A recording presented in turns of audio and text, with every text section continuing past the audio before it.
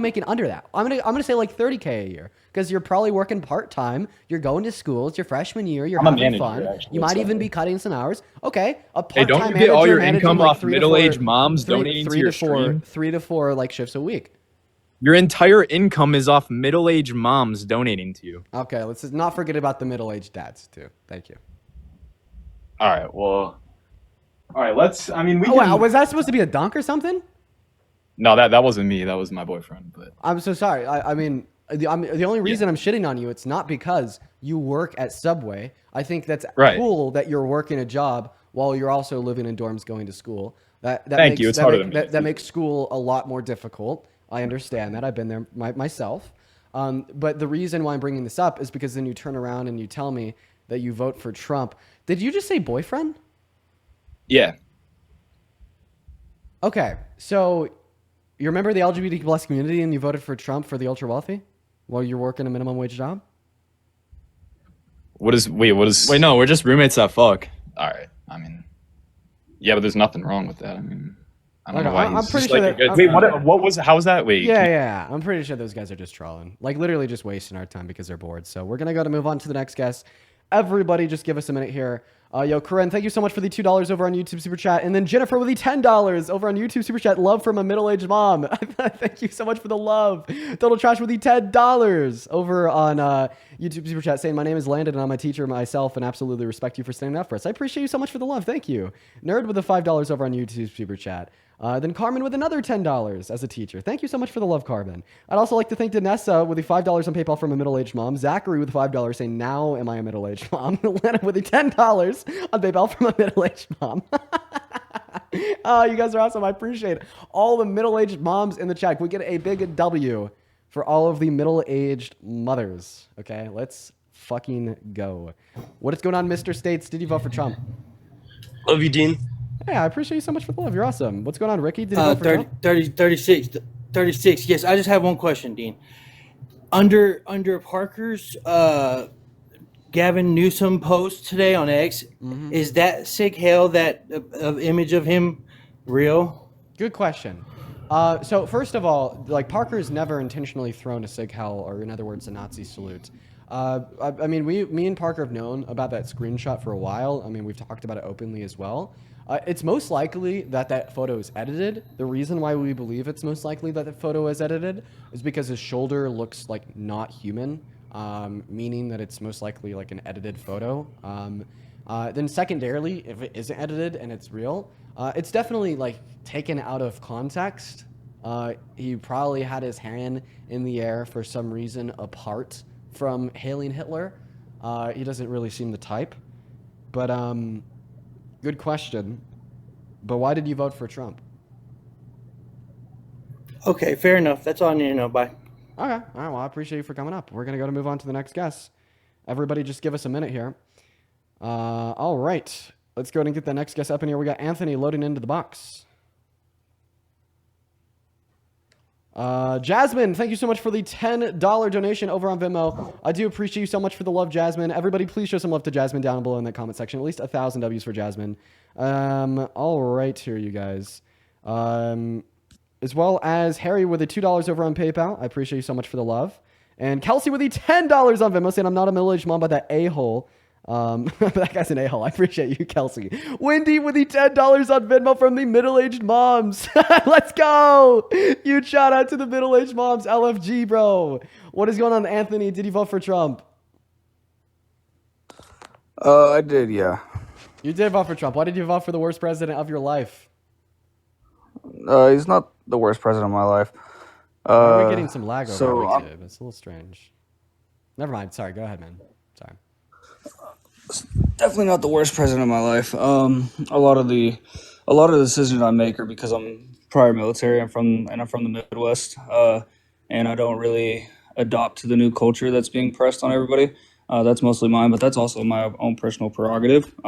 Definitely don't recommend anyone else to adopt that. I just live my own life. So you voted for Trump because of the culture war? Not necessarily a culture war, just my values align more with his when it comes to his mentality on how like kids should be brought up. Can you be more specific about Can you be more specific about the values? So like I don't think, and again, everyone's entitled to their own opinion. I don't fault anybody, but personally, I don't feel like same sex anything, transgender, anything like Okay, that should be taught to children. we cannot talk about trans individuals. TikTok will take us down. Slippery, thank you Okay, so much for well, the $10 super chat over on YouTube. But I do want to ask you about being like we're just going to use the term lesbian. That's like the safest word that we could possibly use to refer to two individuals that are attracted to one another of the same gender or sex. So why do you Okay.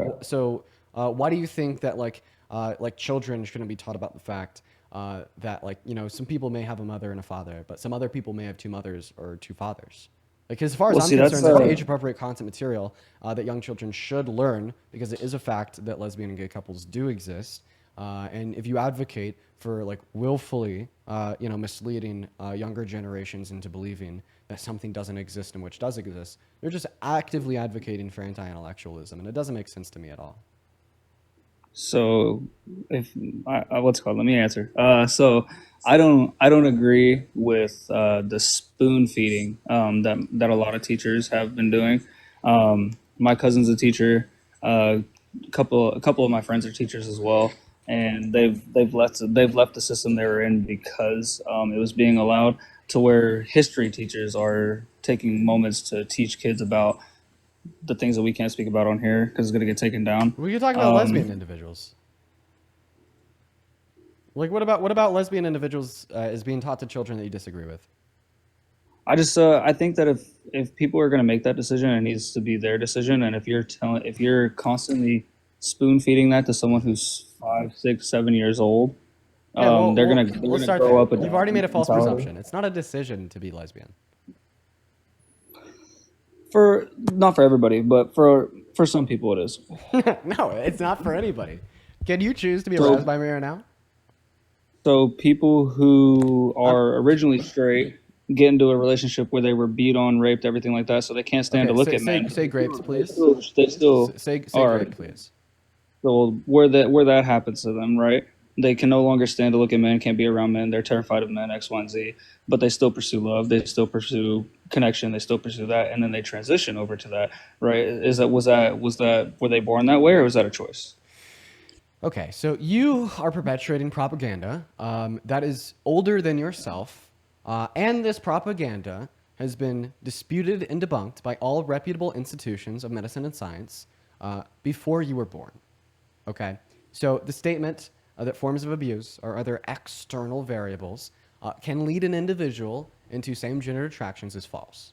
But I'd also like to point out, even if that was true, you're saying that external variables influence this individual to have same-gendered attractions, meaning that it still wouldn't be a choice, okay? Right? Like, did that individual choose to get abused? Did the individual choose to get raped? No, but they choose meaning that even if that did influence their attractions, that it still wouldn't be a choice. But the idea that that did influence their attractions is wrong, and the reason that we know that's wrong is because of the biological associations that we'd see in the genome, the neuroanatomy, the anatomy and biology, that of a gay man compared to a straight man, and where we could see the dimorphism and differences depending upon one's sexual orientation. Like, for instance, GAY men have a larger anterior commissure in the context of the neuroanatomy, that's a nerve lining between the hemispheres of their brains compared to straight men, okay? That's something that could only be influenced. He got banned for hate speech. So we're going to move on to the next guest. But before or while we're moving on, I'm also going to, finish explaining that point. So the nerve lining between the hemispheres of your brain. So it's larger on average in gay men. That's something that could only be influenced by development in utero. Same thing with like associations on the genome. There's been genome studies on like 400,000 people of varying sexual orientations. There's associations along the genome dependent upon your sexual orientation, such as the XQ23 chromosome. Okay, these are things that could only be influenced via in utero development. Not to mention that we see the same diversity in sexual orientations and attractions in other species, like bonobos, for instance. All right, are 99.9% genetically similar to humans, the most genetically similar species alive on the planet outside of humans, right? And it is the case that bonobos exuberate homosexuality as well. What is going on, Sophia? Did you vote for Trump? I'm sorry, I misclicked. I am not American. No worries. We're going to move on to the next guest. If you're one of the 6.4 thousand people watching the stream, you guys make sure that we're double tapping away on that phone screen. Hey, it's me. I appreciate you for the $5 super chat. Thank you so much. And I'm happy that these streams can do something good for you. What's going on? Did you vote for Trump? Yes, I did. I voted. Sorry, Tyler, your mic is shit. Feel free to request when you don't get a car or something. Then Ama, thank you so much for the $10 YouTube super chat. Saying if I could choose to be lesbian, I would, but I'm regrettably attracted to men. Yeah, that's damn facts, bro. Like I think if it was a choice, we want to see many women choosing to be straight nowadays. What is going on, Cutie? Did he vote for Trump? No, I didn't vote for Trump, but I have. I'm so sorry for kicking you. However, we are just looking for people that did. If you're one of the 6.6 thousand people watching the stream on TikTok and you voted for Trump, hop in that queue for me. And of course, if you want to support the stream, you can support the stream through the link tree in my TikTok bio on both Venmo and PayPal. No Josh, way. Josh, did you vote for Trump? Dean, no, I didn't. I just wanted to say hi. What's going on, Josh? See you later, Josh. We love you here, but we're just looking for some debates. Moving on. Quite frankly.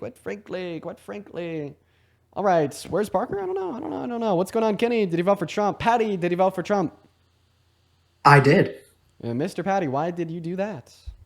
Holy shit. First of all, I didn't think this was real. Awesome. Second of all, I'm 20 years old, so this was actually my first election, which is actually a pretty sick one to have like a first election. Wow, just talking from a historical you're obviously too young to be able to have informed political opinions, so I'm automatically going to I would beg to differ. I would beg to differ. Differ. If you don't mind me asking, Dean, how old are you? I was making a joke. I'm also 20. I was gonna. Oh, okay. Because I honestly, you got me there. But I did vote for Trump. Actually, now personally, I started getting back into politics. Well, not back. I first started getting into politics when Trump first got into office back in 2016. It's pretty young to be into politics, man. Good on you. Thank you. I appreciate it. Politics, crazy work. So why'd you vote for it? Yeah, it was like that because I remember back in like sixth grade. Well, when I was in fifth grade at the time, my sixth grade class, they did like a whole poll within their own thing where it was basically who would win the election, and it was Hillary or Trump. And I remember, did you ever watch CNN 10 back in elementary? I did not. Oh no, Carl Azus. Anybody in the chat know who that is? Oh my God, you missed out. What made Trump a better candidate than Kamala Harris? So, I would say, from my standpoint, as a young adult getting ready to go into the job market and getting ready to go into the housing market and everything, after seeing what Biden did, but hear me out. So I'm not trying to correlate what Kamala is to Biden. I obviously know they're two very different people. They obviously had two separate standpoints.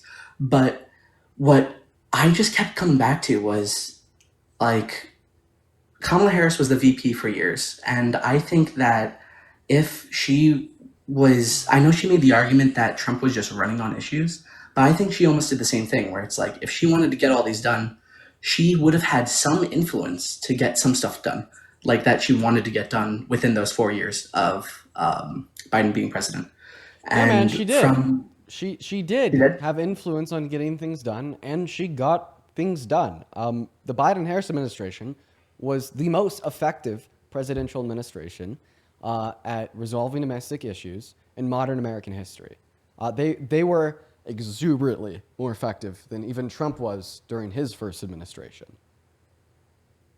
Now, one of the big issues for me was, I would say, probably the immigration issue. I believe that even my local town, so I'm from New York, and I go down to school in Virginia. So when I went, like, I just paid attention to local politics and everything. My town literally had to make a vote and say that, hey, we're going to call an emergency session, and we have like a lot of hotels. So you voted for Trump because of immigration? I want to nail down a specific issue so we could have a back and forth here, man. Oh, sure. Okay, so let me go off of. Well, I would say immigration is one, but my main point is international relations. International relations. Okay. International relations. I hear ya. I think that Trump is the worst president that we've had since Bush, maybe even on the same level as Bush, with shit international relations. He wants to, maybe even worse than Bush, honestly. I might even hold that. If you don't mind me asking, why is that? Yeah, he told us that he might want to use the military to invade Greenland, which would start a war between Europe and America. He wants to occupy and own the Gaza Strip and forcefully remove all of the residents, ethnically cleansing 1.4 million people. He's imposed tariffs on our allies, distancing ourselves from leaders of democracy, while just blatantly bowing the knee to Putin, right? Offering Russian oligarchs a $5 million gold card to to residency or citizenship in America, while also revoking all military aid to Ukraine, while also considering deporting all Ukrainian refugees from America, which the reason why they're here is because they had their homes fucking destroyed by invading Russian soldiers, while making Putin make no concessions, but asking Zelensky to make many concessions. His foreign affairs are some of the worst I've ever seen. And I mean, like even today, he said that he's going to give Israel absolutely whatever they need to, like, you know, continue the fight, the war, and the cleansing against Palestine. I personally think that that's coming to an end, hopefully sometime soon, because the please correct me if I'm wrong, but they do have a ceasefire as of right now, right? There's implementation of a ceasefire prior to Donald Trump's inauguration, thanks to the Biden-Harris administration. And if conflict does come to an end in the immediate region, it is because Donald Trump forced all the Palestinians outside of the immediate region through ethnic cleansing, which is not a good thing. Oh yeah, I know that. Yeah, So absolutely. then you're just telling me that Donald Trump does not have good international policy. Now let me get back to that. So if we just rewind back to Trump's first presidency, was he not the one and only U.S. president to step foot in North Korea? Yeah, he was. Yeah, but I don't think that changes any fact I just said. I think that honestly lowered Photoshop, tensions because, a like Photoshop Obama said, with Kim that achieved nothing doesn't really change. Sorry, can you say that one more time? He took like a photo shoot with Kim for like North Korean propaganda and achieved. He also stepped foot. I mean, hear me out. I think tensions with North Korea were a lot sure, they were pretty tense, but back then, once he stepped foot over there, we didn't really have to worry about that. And wait, nothing changed before or after he stepped foot in North Korea. He called, he continued to call him his silly little names, and they continued to do their missile testing. It changed nothing. And well, okay, I'll give you that one. Yeah, sure. And so are you saying? I mean, please correct me if I'm wrong, but Kamala Harris was basically saying that Trump is going to be best buddies with Putin. But yet again, then why did Putin endorse Kamala Harris publicly? Yeah, because Putin knew that would not blow over well in Western media. You understand that the DOD, the CIA, and the DOJ have found evidence and even proved Russian interference and involvement in the last 3 elections to help get Trump elected. Both in the 2016 in the last 3, including 2020. Election. I'm sorry, including 2024. Yeah. I'd like to see those because I personally haven't seen a lot of those. Yeah, all I've known is all I want you to do is look up Benny Johnson, Tim Pool, DOJ funding from Kremlin, and yeah, you'll find like a 30 to 40 page report about how Tim Pool and Benny Johnson were receiving funding from the Kremlin to push pro-Trump, Putin, pro-Kremlin propaganda. I mean, like Tim Pool and Benny Johnson even admit to it. They just argue that they didn't know that money was coming from Putin. Through people like Benny Johnson, because I've definitely heard of that guy. Don't get me wrong. Yeah, no, that was Russian interference with the 2024 election. That's actually pretty interesting. I got to take a look into that. But yeah, if you can tell, I'd like to play both sides. You know, I'd like to get a complete understanding rather than just be like, oh, I voted for Trump because Trump's the best. And then if you're a Democrat, you're obviously wrong. You know, I like to get everything from a full understanding because. Yeah. Can I ask a question? Yeah, of course. What is Trump doing good in like foreign affairs? I can't pinpoint one good thing he's doing. As of like his administration right now? Yeah, with international affairs. Name one good thing he's doing for international affairs. Well, I don't know too much about the World Health Organization, so I'm not going to be like, oh, stepping out of the World Health Organization was a great thing. And personally, who would want to step out of that? So what's a good thing that he's done? One of the good things he's done, hold on, sorry, I just got to think. As of this administration, well, as of a couple days ago, he did send if you saw that message he sent on, I believe it was Truth Social or something. He sent the last warning out of Hamas. But like I said, this is only going to be only 1 month into his presidency as of right now? Yeah, but I don't think that is relevant because you just conceded one bad thing he's done with international. I don't know why you did that. Like I was just asking for like one good thing that Donald Trump has done with international affairs, and you're like, he pulled out of the WHO, which I think was a bad thing. Well, yeah, no, I'm not saying that was a great thing. So Like I said, we I need know to do that some he's more done at studies least on that one one. bad thing with But his international affairs in the last month. So what's good? What's well, one I'd good like to thing see that where he's done? things go with Ukraine as of right now. Like you said, like we had that, as you saw and the world saw, we had that that interview a couple days ago. But I think he said that Ukraine has been. I think they've been doing talks behind closed doors, and I would like to get back to you in a couple of months. Maybe not even a couple of months. Give me like 2 months, 1 month, and then let's see where the world is right now. Because Okay. obviously, change takes time. So that's Change takes time. So, Patty, that's fine. Okay. Mm-hmm. Like if you can't name one good thing he's done in international affairs, that's fine. I was able to name 5 things he's done in international affairs that have been very bad. So, Well, are we talking So about? if you voted for Trump on the basis of international affairs, I mean, like, Yeah, well, I'm also seemingly, like the going fact off that I've of been able to name international. 5 objective bad things he's done, and you can't name one good thing he's done. Where does that leave us? I'm Like, that also leaves us going with off the of conclusion that you international should probably relations regret your as vote. of his prior history as well, from his 2016 election. Okay, so like under like his first 4 years, I understand that there's less conflict on the global stage compared to Biden and Harris's 4 years. I don't think that Biden and Harris are culpable for any of the conflict on the global stage under their term, just like I don't think that FDR caused World War II.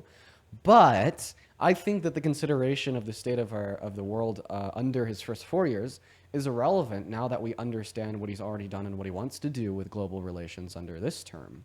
The tariffs isolating us from our allies, breaking trade agreements, lying about conversations with the president of Mexico, possibly entering into a war with Europe, making Europe put boots on the ground in Ukraine, making it easier for Russia to start World War III by invading European countries that are part of NATO, pulling out of the WHO, pulling out of the Paris peace climate accords, possibly pulling out of the UN and NATO, advocating for ethnic cleansing in Palestine, like literally saying that we should go in and kick 1.4 million Palestinians out. These are all like very bad things that surround international affairs. So how can Now, you if say you- he's better in the context of international affairs when he's done so many bad things? International affairs is probably where he's caused the most harm in his first 2 months. Well, I would say with his international relations history from his first 4 years, I think that he's trying to move the pendulum back to where it was because with every administration as they come and go, it moves. It obviously moves from like one term gets things done, and then the other party comes in and then gets some other things done, and maybe that moves the scale a bit. And I would say that the scale since his first administration has moved backwards with That doesn't the make war in sense. Ukraine. And now, hear me out. I'm not saying that it's all Joe Biden's fault, but I think that in order for him to make change, he has to first get his feet back up on the ground. So I think in order for there to be peace, he has to come to terms with everybody. Wait, I'm so sorry. This is the worst argument I've ever heard. You're saying that he's sorry. going to achieve peace through war. When did I gonna- say he was he- going to make peace through war? Because you're saying that what he's doing right now in international affairs is moving us closer towards world peace. Threatening a military invasion of Greenland, the annexation of Canada, Panama, alongside everything else I just named, is not moving us towards world peace. It's moving us to a third world war.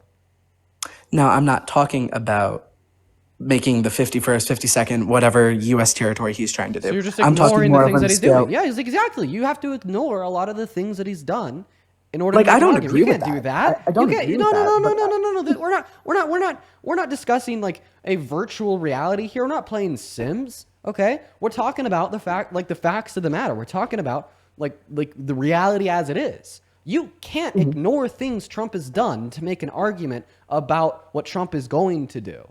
Why would you like you gave me the position that you think that Donald Trump is going to be moving us closer towards world peace, and then you're like, well, I'm not talking about any of these things that he's done to move us away from world peace. You can't ignore the things he's done to move us away from world peace to make an argument that he's moving us towards world peace. That is so disingenuous.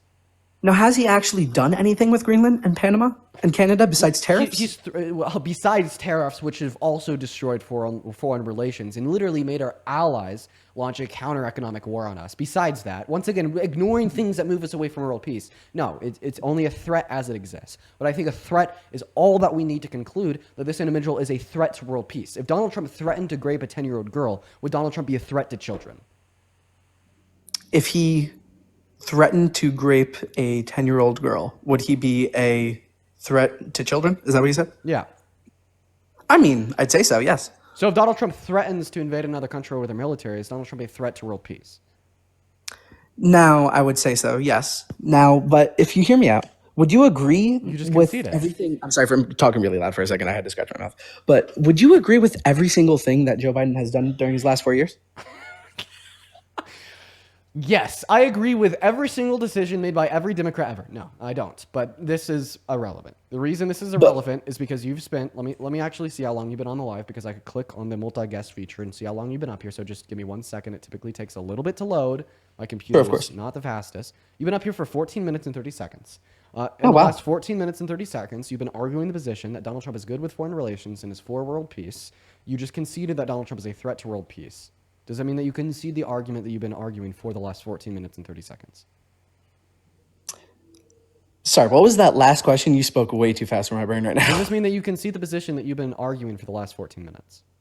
I wouldn't say so. I would say that he's made bad decisions. Yes, but What? overall, I think like his term isn't over. It's been one month. What is Donald It's Trump been doing to less than How about 60 this? days. How about this? What is Trump doing to move towards world peace?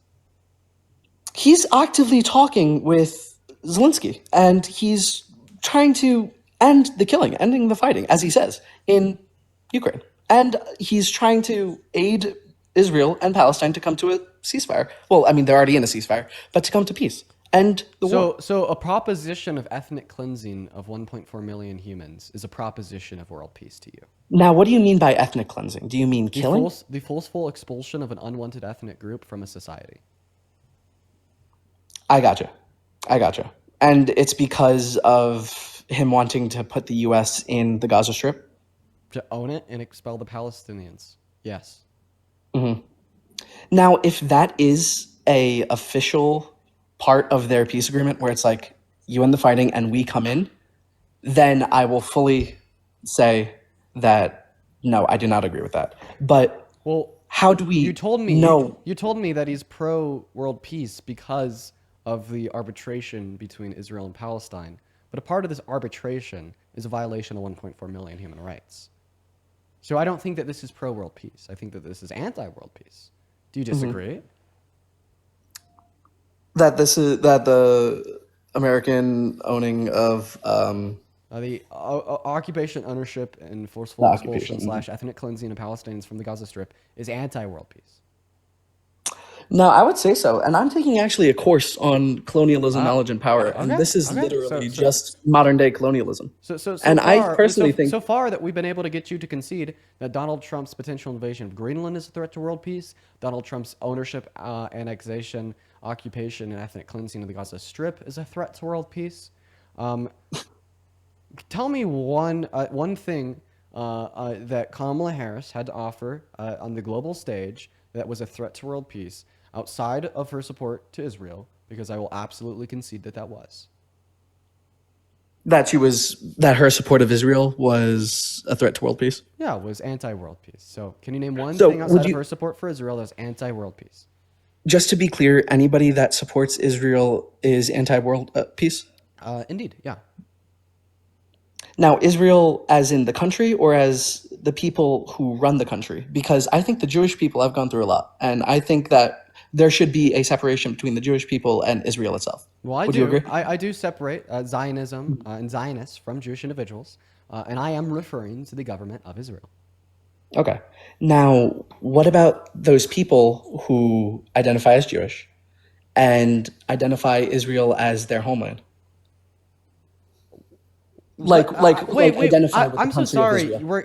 I'm asking you a question to refute the one argument that you've been giving me this whole time, and now you are completely sidetracking us. Because I'm just confused about why everybody who is in support of Israel is against world peace. Yeah, because Israel is currently committing genocide and ethnic cleansing and expelling individuals from their homeland, and you know, like killing children, killing women, and displacing hundreds of thousands of people, while also once again in full support and condoning, in fact, wanting to give the Trump administration the permission to ethnically cleanse 1.4 million Palestinians off the Gaza Strip. Not to mention that leaders inside of the IDF have straight up advocated for nuking the Gaza Strip, killing everybody there. I mean, obviously that position should be quite relevant. I mean, do you think that Russia is a threat to world peace for wanting to annex and ethnically cleanse Ukraine? Yes, but at the core of war. Yes, but is there a but there? I want a yes or no. Is Russia a threat to world Well, peace? no, I'm saying yes, but war as a whole is displacing people and is killing people. I don't know a but. Yes or no? Is Russia a threat to world peace? Yes. Okay. Is Israel a threat to world peace? Because they're literally doing the same thing Russia's doing to Ukraine, but to the Palestinians. Yes. Thanks. But Concession. what was the defense? Like, is a nation not allowed to defend itself now? Oh my God. Okay. Wow. Yes. Israel's doing such a good job at defending themselves from amputated children and women. Okay. Now, what happened on October 7th? Yeah, you're talking about when Hamas went into Israel and did a lot of bad things. I'm not pro-Hamas. I'm anti-Hamas, okay? Right? I obviously think that Israel would have the right to defend themselves from the individuals that went into Israel and killed Israelis. The reason I am pro-Palestinian is not because I'm pro-Hamas. It's because I'm pro-humanity, right? And I strongly and very vehemently disagree with the cleansing and killing of innocent people. And for you to equate, right, the innocent Palestinians, which have already been cleansed and which have already died and which will be cleansed by the Trump administration, to being one and the same as the Hamas militants that went into Israel and killed Israelis is insane of you. It's nuts. It's bonkers. Like, why even do that? And he left alive. So we're going to move on to the next guest. Everybody just give us a minute here, Al. We're going to get the next guest up in the live as we speak. Do keep in mind if you're in that queue to make sure that you voted for Trump. I don't really know what's going on with our guests today, but a lot of these guests are not that much fun, man. Valentine, I appreciate you for the galaxy. Like, these guests are just, like, not giving me anything. I spent 20 minutes talking to that guy, not one concession, even though I was proving him, abundantly wrong. Caitlin, thank you for the 28 Canadian dollars. Say not him trying to think for so long, but coming up with nothing. Yeah, that was that whole conversation in a nutshell for you. Let's get at least 300 big W's for Caitlin in both of the live chats. If you're watching and you do want to support the live stream, support the studio, you can do so through the link tree in my bio if you're on TikTok. I have both my Venmo and my PayPal down there. I've been banned on Venmo for the last week, but we finally got the Venmo back, ladies and gentlemen. I paid the piper, had to pay Venmo $1,800 to get the account back, which was insane. If you want to support the stream and you don't have Venmo or PayPal, you could also support over on YouTube through YouTube Super Chat. Anyways, what is going on, Goddess? Did you vote for Trump? All right, Goddess is not here. Go ahead and drop a MAGA for me down below in that live chat on TikTok if you do want to join up and debate, y'all. What is going on, Jay Slice? Did you vote for Trump? I did not. All right, thank you so much for your time, man. Just looking for debates. Moving on to the next guest. Olivia's loading up. If you're in that queue, make sure that you voted for Trump. Y'all already know. Y'all already know, quite frankly. Fred! Hi, Dean. I love you. I love you so much. Oh, thank you so much for the love, Olivia. You were phenomenal. And Fred, thank you so much for the $20 YouTube Super Chat. Holy crap, Fred. Thank you. I want to see at least 200 W's for Fred. Fred says, can you tell your viewers daily what they can do about all these things and what actions they can take? Yeah, like right now, honestly, an action that I'd suggest everybody take is pressuring your congressmen and women, specifically the Democrats, into showing more protests against the Trump administration. The reason why I'd say that's an action you should take right now is I think that Democrats were incredibly complacent with Trump's State of the Union, and I wish more individuals would have been vocal. What we need right now is voices from our Democrat congressmen and women to be very loud in a vehement support and protest against the Trump admin. And I don't think their little fucking signs were doing enough. Yo, Tyrese, go ahead and unmute that mic for me. Hello. What's up? Are you driving? Yeah, they're obviously driving. I don't even know why I asked. Yo, what's going on? Lil Young Banana, did you vote for Trump? I'm from Denmark. Oh, based. Okay. So I wouldn't be able This means that you didn't vote for Trump. Once again, guys, only looking for Trump supporters, as I've already stated. Next guest is loading in right now. If you're curious of why I'm on my phone, it's because I'm adding the guests up from the phone. It's a lot easier than the computer. What is going on, Beth? Did you vote for Trump? Oh, geez. Yes, I did. Beth, why did you vote for the evil orange man? Well, here's the thing. I thought that Harris, okay, I don't think she's evil. I think that the things that she believes is evil. Abortion? Yes. And read you like when a book. you have Christian? There's nothing wrong with that. Yeah. Utah? What? That's Mormon. Well, Mormonism is technically a branch of Christianity. I guess I overstepped. Well, I don't. American South? Tennessee? Tennessee? I am. What? Tennessee? Oh, Georgia? do I sound? Oh, that's cool. No, I'm not. I'm from Michigan. I'm sorry. Go ahead. I'm sorry. I'm giving you a hard time. I'm giving you a hard time. Go for it. It's okay. As a mom, especially abortion, yeah, we can go there too. But Harris and Waltz, they were fine with taking kids away from parents for things that I do not think were wrong. Such as a kid who wants to become a different gender. Kids are way too young to make that decision. And if Hey, my son real quick, decided, I'm so sorry for cutting you Yeah. off. It's okay. I promised you that I wouldn't cut you off, but now I have to. We cannot discuss trans individuals Oh. on TikTok. Oh, that's right. They take Sorry. my account down. Let's take your account down. Yeah. But Oh, I go don't ahead. care about count. I've heard that before. Sorry about that. So, yeah. How do I rephrase this? Sorry, I lost my toddler is playing.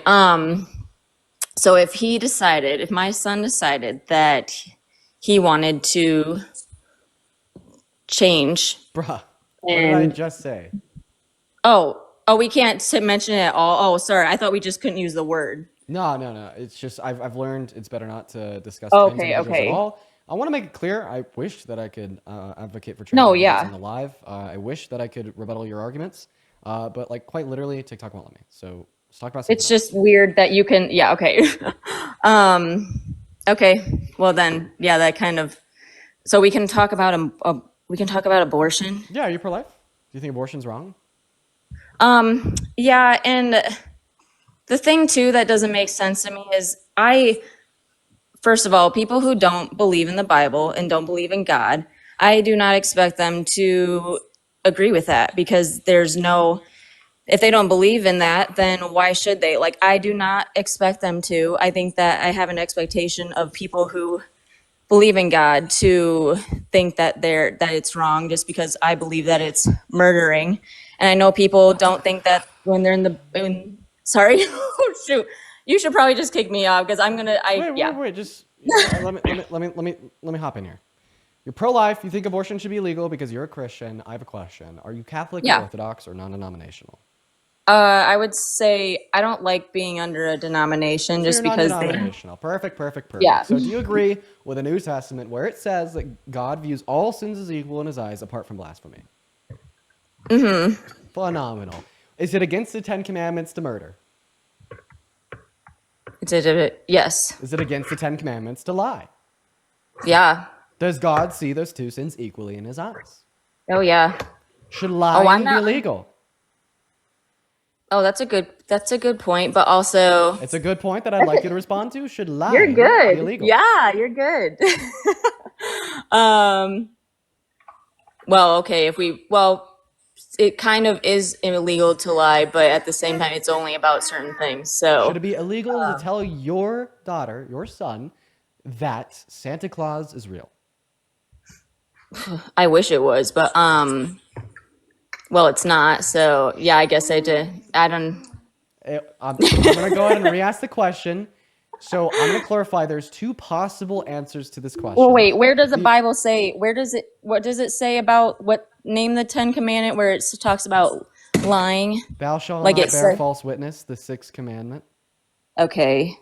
I think it's Yeah, the I guess 6th. So anyways, I'll go ahead and continue. Should telling your child that Santa Claus exists be illegal? No. So then why should abortion?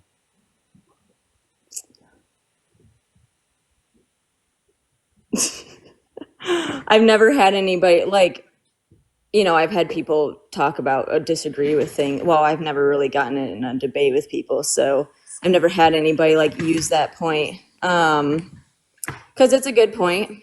I mean, lying should be illegal. I view What? it differently. Wait. I thought that you're the party of free speech. Wait. How could you say that you're the party of free speech? Then you want to criminalize information you disagree with. Here's the thing, though. We're not basing the country.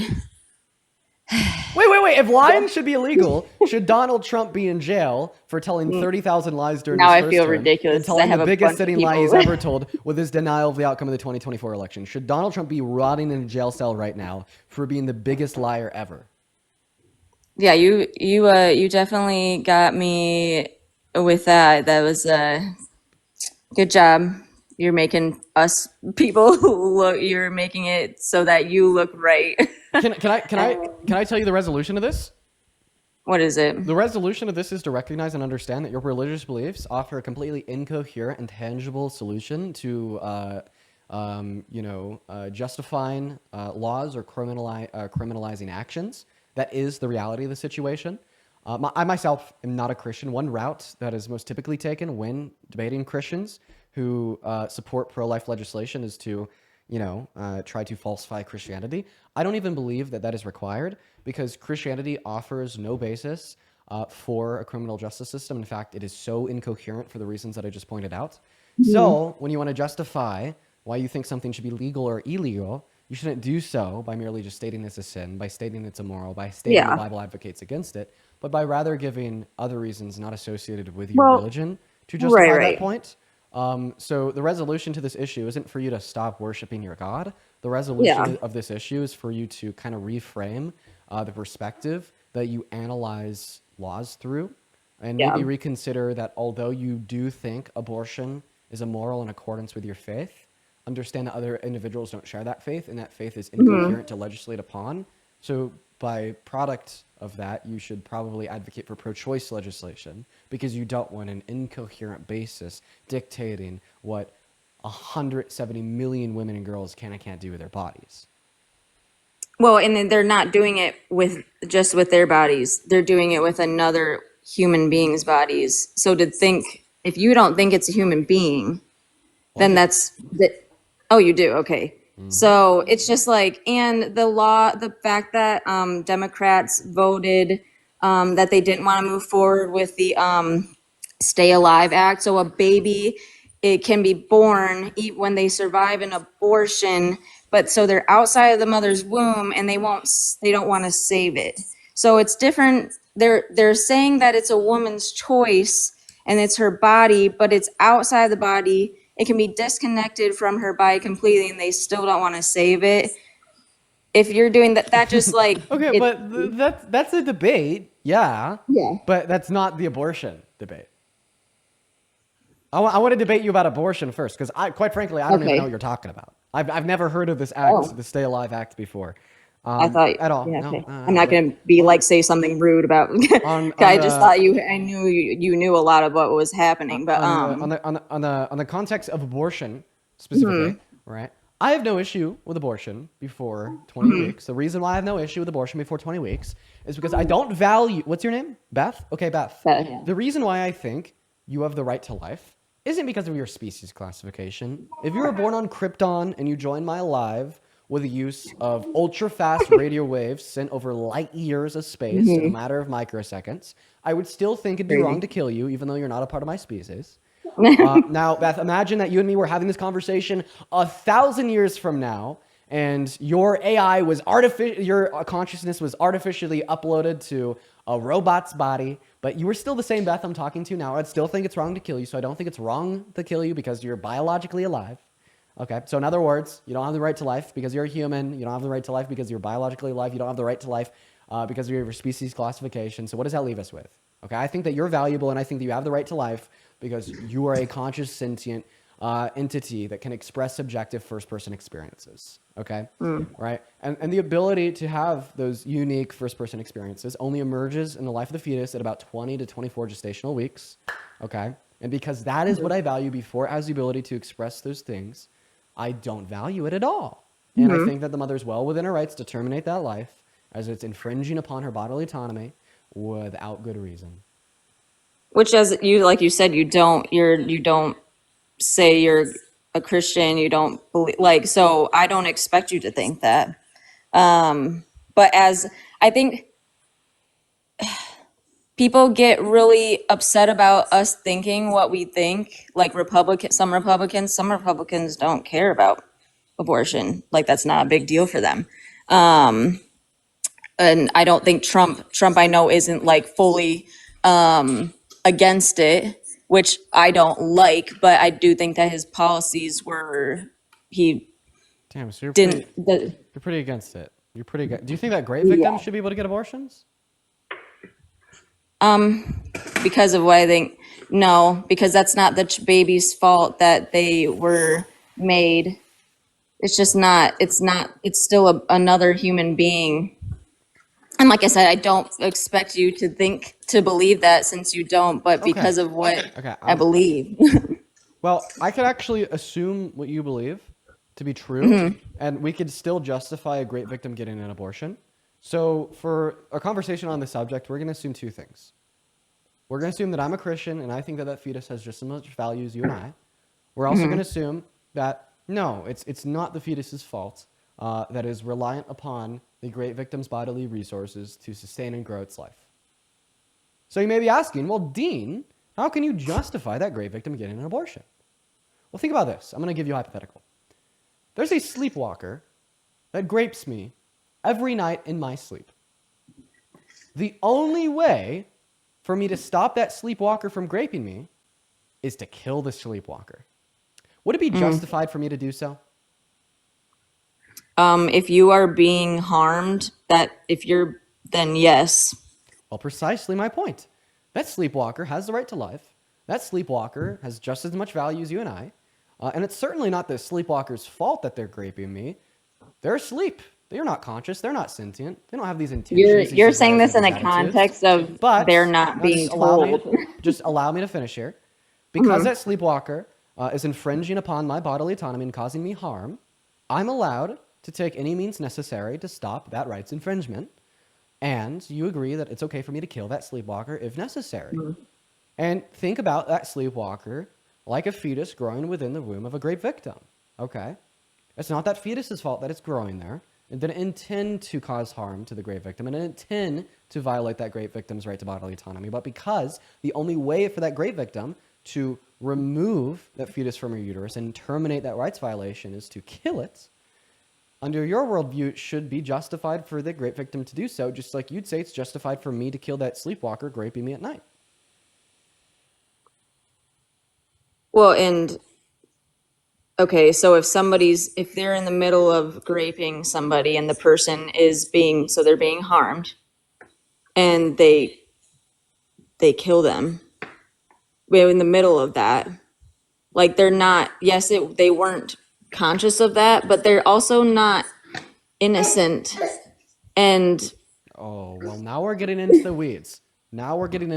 Because you're saying that sleepwalker is not innocent because they're perpetuating harm against the individual being graped without intention. Have you heard of people? I can say that the fetus is not innocent as they are perpetuating harm against the great victim without intention. Oh. So now we could actually frame this conversation in the sense that fetus is not innocent. I'm currently pregnant. I do not feel like my baby in me is harming me. Yes, I don't feel good, but to say that they are harming me is I don't get what you just. I'm just trying to understand. I can explain this one too. Okay. When I engage in consensual intercourse with my partner, I don't feel like they're harming me because I want it. But what if I didn't want it? Then would it be harming me? Oh, yeah. Sophia, if you didn't want that, Beth, if you didn't want that pregnancy, would that pregnancy be harming you? Okay, yeah, I guess. If you're saying in like a mental way, yeah. Wait, you don't think that possibly having a fissure between your vagina and anus is physical harm? Or like 9 months of pain, trauma, and suffering isn't physical harm? There's so many physical harms associated with pregnancy and childbirth. But, of course, at least we could agree. Yeah, you're telling me. Yeah, okay. I've done it before. I know. So, but yeah. And again, you don't have to agree with me. So it is interesting. I am interested in getting like your point of view and just like learning the different ways that people can argue with this, because your point of the person who's sleepwalking, graping somebody, I don't know. It seems like if someone is doing something in their sleepwalk, that's not the first time that they've done something inappropriate, but I don't know. Well, so listen. I'll tell you what the point of the hypothetical scenario was. The point of the hypothetical scenario that I gave you about the grapist sleepwalker was to demonstrate that if literally anything right, is infringing upon your bodily autonomy, causing you harm that you don't have an obligation to provide for, that you didn't cause to be in that place with consent, under any circumstances, you're okay to use the necessary means to end that rights violation, regardless if it's a person that is meaning to cause harm to you or if it's a person that doesn't mean to cause harm to you. Okay, and the way that this principle applies to a grave victim getting an abortion is that you can assume that the fetus is morally valuable. You could assume that the Christian worldview is true. But because that fetus is infringing upon that mother's bodily autonomy, the mother does not want it there, and the fetus is causing that mother harm, the mother has a right to use the necessary means to terminate that rights violation and get that fetus out of her womb, even if it unfortunately results in the death of the fetus. That is the point of the hypothetical, and this is why you can be pro-life while making exceptions for great victims. Yeah. It's just, I don't want to. I understand. No, I don't. Wait, no, you should want to. No, I don't. Let me explain. I didn't explain fully. I don't. Sorry, I'm so sorry. If you have to cut me off because he's loud. Oh, he wants my water bottle. If you need a tent for your child, go for it. No. He just liked my water bottle over his. I'm sorry. Shoot, my brain doesn't always. We're talking about abortion. You were talking about how great victims shouldn't have access to abortion. I cleared you. Oh, I demonstrated why under your worldview they should. I don't want to think it's okay, but I would be okay with that. I think what bothers me the most, that doesn't bother me as much. And I think that it's like, I don't think that it's okay, but we are so loose on the abortion laws that I don't like that. I think that if things were like, if you became pregnant, I'm saying that I don't think abortion is okay. But politically, saying that it's legal, people get abortions because they don't like what sex it is. And they don't like that it has, like, it's just like, really? You're going to do that? But if people's reasoning... Fine, we could completely pivot and change the topic and discussion away from great victims. Listen, the reason why I wanted to talk to you about why you don't think great victims should be able to access... I'm gonna go to mute you while I'm speaking. Don't apologize. The reason why I wanted to debate you about why you don't think that great victims should be able to access abortion is because that position entails so much harm. Every single 24 hours, like clockwork, 60 great victims are denied access to abortion because shit legislators and shit states agree with your position. But that position is not defensible regardless of where you are coming from. It is the least defensible position known to mankind. Everybody should agree that great victims should be able to get access to abortion, even if you're pro-life and you think that the fetus is just as much value as you and I. And I gave you a very clear, logical analogy to demonstrate why. Now, okay, moving on to your new point, that individuals get abortions because they don't like the sex of the baby or it has a disability or something related. Okay, I still think those abortions should be legal. Now, why do I think those abortions should be legal? It's very important. The reason why I think those abortions should be legal is because although the intent is immoral, that does not make the action immoral. I'll give you an example to show you what I mean. If there's a white supremacist, very racist firefighter that is only a firefighter and only saves people's lives because he wants to save the quote-unquote white race and wants to prevent as many white people from dying as possible, and he goes into a burning building and saves a white family of 5, what I would say is that the action in a vacuum of saving those people from burning to death is not immoral. But we could simultaneously recognize his reasons why he saved those people from burning to death is immoral. So ask yourself here, should that firefighter have been prevented from saving that family? No. Should the firefighter be condemned for their reasons why they saved the family? Yes.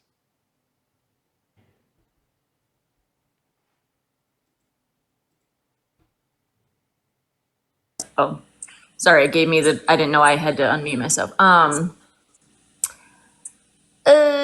don't really think that I personally don't think that that's a great analogy because they're doing something good.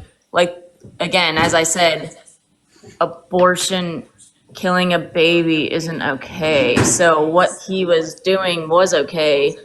So getting them in trouble for doing something right doesn't, like, them being like, it's like, oh, you did it for the wrong reason. You did something good, but you did it for the wrong reason. So you're gonna get in trouble for that.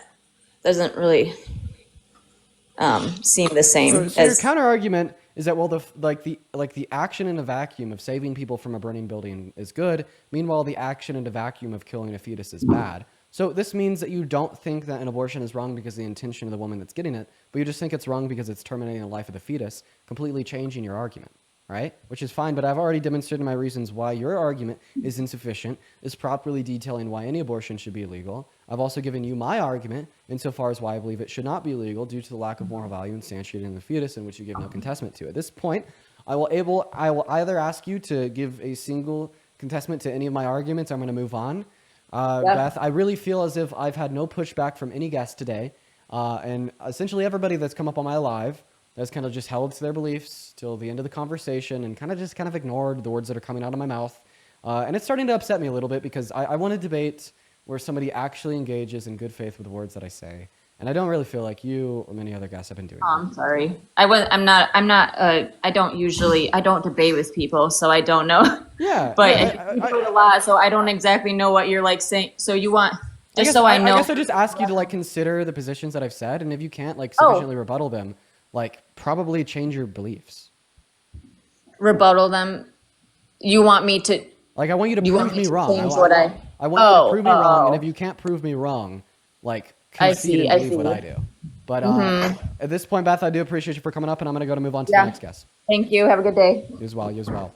Before we move on to the next guest, I real quick got to thank, let's see here, Ama, once again with a $20 YouTube super chat, at least 300 W's for AMA in that chat. Ama says, as a mother and a woman, it is absurd that the guest is ignoring abortions. Women get to save their own lives for their existing children. I honestly should have asked her about her thoughts on that before she left. I bet she would have argued that the woman should die. For whatever reason, I genuinely do believe that. She would have said that. Braden, what's up? Did you vote for Trump? What's up, bro? Did you vote for Trump? Indeed, I did. Why did you vote for the worst president of your life? Honestly, I believe in what he stands for, you know? Nice. Like what? But listen, I'm not on here to change your mind or argue. I want to debate. Because I want to show people that debate to hopefully change your mind. No, I do want to debate, but what I'm saying is I'm not trying to change your beliefs or the way you think. I just want to show people that, because I know you're not going to change the way you think, and I'm not going to change the way I think. I just want to show people that you can have a civilized debate over real quick, are you sensitive topics. So you're saying it's possible for me to change your mind. It's impossible for you to change your mind. Not impossible, but on certain subjects like what you just debated about. I did not see that you changed your thing. I apologize. Bro. Okay. Just. What's up? I'm sorry, man. I know that it's incredibly unlikely that a lot of the guests that I debate will inevitably never have their mind changed. But when they like run out of the gate saying that you will not change my mind, just straight up, explicitly stating that it just will never happen, it could not happen, I'm just gonna move on, unfortunately. What's going on? Did you vote for Trump? Yes, I did. Why did you vote for the worst president of your lifetime? So I was actually going to ask you a couple questions first, just to start off. So what is your positioning? I came in the middle of your debate with the abortion topic, so I didn't get to hear like the whole thing, not before like the woman that was talking to you. So what was your view on, because I do agree with the rape victims, that they should be able to have an abortion. However, from my belief and standpoint, that I think in certain situations, so I believe there should be an X factor, and there is a huge gray line that I think that America in general and the world, that we have to talk about it. So I would love to hear your point on why you think that if the intent, which is what she was saying, I think that I heard, of if they just don't want the baby because of maybe they have Down syndrome or a specific genetic disorder or et cetera, et cetera. And you said that it is okay for that. And I'm just curious on to why. Yeah, sure. Well, so first of all, I didn't say the like the whole picture of, well, actually no, because you just specified the intent. Oh, I don't think the intent's okay. I think the intent's immoral, and I'm gonna make that incredibly clear. Okay, is it immoral? Okay. Like eugenics is bad. All right, like wanting and intending to kill somebody because of their race, because of like a disability, etc., is very immoral and very bad. We could all agree on that. All that I'm saying is that doesn't give us good reason to criminalize access to abortion. Because although we could agree that the intent is immoral, because the fetus has no traits in which are morally valuable, right? Why would we say that the action is immoral? On top of the fact that we want to make a very clear distinction between the intent and the action in of itself. And on top of that fact, the fuck are we going to prove intent insofar as a criminalization of some abortions? Which I think goes, and I think that varies from abortion to abortion, as in like it varies on that specific scenario. So I can agree to that. So I also wanted to talk about, and your question is, why do you support Trump? So I want to answer that. And this is from a personal aspect of it, but I genuinely do dislike the Department of Education. So I know I'm kind of changing topics here, and I want to explain why. So I believe a lot of people in America do have the opportunity to create the best opportunity for themselves and work hard and do better, correct? So, but there are, I think, thousands of people who struggle day to day, and it's because of either they don't have the resources or the money to be able to have the opportunity to get to the next level. I believe that there are certain aspects that start in high school. So when you're in high school, you have to get certain grades, get in certain standardized testing that the state provides to go on and move on to college, correct? So in applying for scholarships, and you have to follow these guidelines and instructions to get money from Hales, the thank you so much for the government. motorcycle. I appreciate you for the love. Thank you. Yep. And so, and I think that, and from my perspective, I am in a very great spot. I'm not speaking for myself, but there are, I think, thousands of people who live on the inner city, even in suburbs, just depending on who the family is, who don't get that opportunity just because of how, like you talk about the boomer, I want to say, what is it? Like the boomer era. Can you like put your argument into like a sentence or two? I'm lost. So pretty much what I'm saying is, yes, this is the land of opportunity, but I think that in general, that we do not have a criteria for the people who are struggling and don't have a way to get out because they don't have housing, they don't have food, they don't have water, and it's literally right here in our own states. So you want to get rid of the federal Department of Education because some schools are underfunded, which gives a worse education to underprivileged students. Because it's the type of education. What? So I want to wait. So what listen. Hold on. So no, what I I'm just want to saying. clarify that there's not a single soul that understands your argument. Okay, so what I'm saying is the stuff that are taught in schools, in high school. So I believe that there should be classes, and there are certain classes and certain schools that have this. There are certain classes that show or have like doing their taxes, doing how to buy a house, et cetera, et cetera. You want to get rid of the department, the Federal Board of Education, because of you want more personal finance courses? Why not? There's thousands of kids that don't understand. No, listen, there's thousands of kids that go to college and they're literally in debt, and they're never going to be able to get out of it. Why can't we have both? That's fair, but that's fair. I can agree to that. But also, Trump is saying also there's no mandate from the like Federal Board of Education that if high schools or school districts offer courses on personal finance that they won't receive federal funding. So if we were to get rid of the Department of Education on the federal level tomorrow, school districts across our country would have the same amount of autonomy as they have today to implement courses surrounding personal finance. What we would probably see is less schools implementing said courses because they are not seen as core curriculum. And when we cut funding to school districts across our country, they're going to take the funding that they have left over and divert it into what is necessary for an education, not what is considered complementary to an education. Okay? So if anything, we'd see less personal finance courses in school districts across our country if we were to get rid of the federal Department of Education. I should have clarified in this in the beginning, but I was more of talking state legislator, but I do understand your point, and I can't exactly see what you're saying. What the hell is going on? I have no clue what's going on. Not a clue. Hey, another thing real quick. The first question that you asked when you came up here was about a mother aborting a fetus with Down syndrome. And I just think it's funny that, you'll fight for the rights of a child with Down syndrome in the womb, but you won't fight for the rights of a child with Down syndrome outside of the womb, as getting rid of the Department of Education at the federal level will severely underfund special education programs, which will then have incredibly detrimental consequences on students with Down syndrome across our country. I guess I should reiterate, I don't want to defund. That's not the proper word I want to say. I don't want to say reinvent. Like, I don't want to just say like F the Department of Education. I want it to be revitalized. Okay, well, Donald Trump's That's the point I'm trying to say. He's getting rid of it.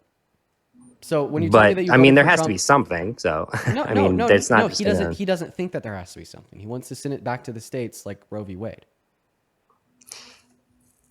I would definitely have to see some proof on that, but I don't necessarily believe that. Agenda 47 is the proof. Trump saying, the first thing we're going to do is get rid of the Department the Federal Department of Education. Quite frankly, the first thing we'll do the first 2 weeks is we'll get rid of it. That's what he said. And I will say, I think that he is. I do agree that he's a smart ass. So that was funny.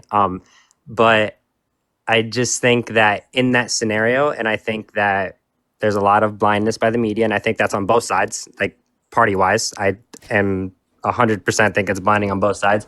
But he is a smart ass, and I think we take a lot of things out of proportion, especially what he says, because he is a smart ass. Okay. Fuck you. And I mean that. Do you want to know why I mean that? I do. Because this is announced policy on Agenda 47, where he says explicitly that he wants to get rid of the Department of Education. And when you perpetuate the narrative that these aren't things that he actually wants to do, you're literally just like propagandizing Donald Trump's administration and trying to manipulate people into supporting him, even though there's obviously bad things that he wants to do that hurt people. And my evidence specifically on this point is that Reuters reported this morning or yesterday on the fact that the Trump administration has already drafted their executive order to get rid of the federal Department of Education. And we are expecting that to be signed into law very soon. So, no, it wasn't out of context. It wasn't hyperbolic. It wasn't beyond what he actually intends to do. Those were his plans. And when you say anything but that, it's political propaganda. I do agree that there can be political propaganda, but my point to that was it happens on both sides. But I appreciate your time. I appreciate it. Thank you. Have a good one, Austin. We're going to move on to the next guest. Okay, we're going to get that next guest up in here right now. We got Jenna's World loading in. And oh my God, Janet! Holy shit, Janet! Janet with $100 saying if Christianity is to eventually get to heaven, then why wouldn't anybody that wants / need an abortion want the fetus to go straight to heaven? Actually, we used to talk about that a lot here on the pod. Alina, thank you for the galaxy. In fact, there's been a lot of crusades throughout history where they'd go into an area with like a Christian and non-Christian population, and yet they'd be instructed to kill everybody because if they killed a Christian unknowingly, they just go to heaven. Fun fact about history. But let's get 1,000 big W's for Janet down below in both of the live chats. And if you're watching and you want to support me, you can find my Venmo, my PayPal, the link tree in my bio. We finally got the Venmo back. I get 100% of the proceeds on those platforms. They go straight to me. You get a notification at the top of my phone screen where I could thank you, shout you out, and read off a message. And I appreciate everybody that's been donating so much. It literally funds the show, funds the studio, and keeps me in here for 4 to 5 hours a day. What is going on, Alex? Did you vote for Trump? Yes, I did. Thank you. Real quick, what do you call Lay's? What do I call what? What do you call Lay's? What do you mean? You know what I mean. What do you call Lay's? Lays, what's Yeah. up? Oh, you don't know what lays are? We're off to a bad start. What time is it there, bud? Huh? 10-10. What? 10-10? Okay. Well, I don't think that you could vote for Trump from the UK. So. Yeah, but I want to ask you why these Grace, hello. Did you vote for Trump? Oh my god, that was an accident. So sorry. No worries. I hope you have a good rest of your day, Grace. If you're one of the 8.7 thousand people watching, make sure that you're double tapping on that phone screen for me, spamming that chat and sharing that live. Now, of course, if you're one of the many people watching and you want to come up here and debate me, tell me why you voted for Trump, hop in that queue for me. Yeah. What's up, Ashley? Did you vote for Trump? Ashley! Oh, I can hear you. Ashley. Ashley. I didn't mean, oh my god, wow, that's weird. I didn't mean to do that. Oh, no This is worries. so weird. No worries. Sorry, No worries. No worries. No worries. No worries. This guy's driving. Moving on to the next guest. Everyone just give us a minute. We're going to get that next guest up in here right now. We got Brokeback Bob loading into the live. Here we go. Brokeback Bob. Hello, Brokeback Bob. Brokeback Bob! Do you speak, Brokeback Bob? He's sleeping at 3 a.m. Sorry, 3 p.m. on a work day. Mr. Brokeback Bob. Sorry, man. We're going to move on to the next guest. So, everyone just give us a minute here. What's going on? Al Tony, did you vote for Trump? Hey, how you doing, man? Yes, I did. Twice, actually. Cool. Why? Yeah. So we can be unburdened by the previous administration that burdened us. Ah, okay. What are one of their bad policies that burden us? Just out of curiosity. I mean, I'm guessing that you know some of them, right? Funding the war in Ukraine, first of all. Spending my tax dollars in stupid proxy wars. Second, funding all the Funding the war. illegal I have a question. Did Russia have the right to invade Ukraine? The war in Ukraine, it was not a starting war by Russia, it was by Ukraine in 2014. The war did not start 3 years ago. It started So, in no, 2014 fucking by Ukraine did not start the war by having the individuals that lived in Crimea claim Okay. that they were part of Ukraine. Also, if you knew your history, you know that Crimea was a part of If you Ukraine. know your history, I'd my appreciate friend, it. I'd appreciate it if you let the me finish. CIA I'd did the appreciate it. coup I'd in appreciate it. 2014. I'd appreciate it if you let me finish. No. Well, actually, how? How did Ukraine start the war in 2014? I was just telling you, you have the Mada Square massacre in 2014. If you know your history, it was a CIA and a couple of congressmen from the United States that went and met there in Kiev and overthrew Yanukovych, the elected president of Ukraine. And they brought Zelensky, a puppet, an actor. Okay, so you're saying that they killed the How come Ukrainian nobody president? spoke about the war for 10 years, but they were so focused on the ISIS? Wait, I thought that you were talking about how like Crimea self-identified as a part of Ukraine, which then caused Russia to annex Crimea. I just want to ask you a question. Do you think that Russia had the right to invade Ukraine? It's not an invasion, that's what I keep telling you. Wait, okay. Define invasion. Because, first of all... No, I'm not asking you to define because, you fucking Russian bot. Define invasion. You know what an invasion is, my friend? You have the Ukrainian soldiers in 2014 No. Define killing their own invasion. people by shelling. Define invasion. I just told you. No. You give me an example of what you think is an invasion. Define invasion. An invasion would be another country's army going and attacking another country's army. Yeah, cool. So an invasion is one country's army or military resources going into another sovereign territory and killing and Correct. attacking people and claiming land. I have a question. Did the Russian military go into the sovereign country of Ukraine, attack people, and quote-unquote reclaim land?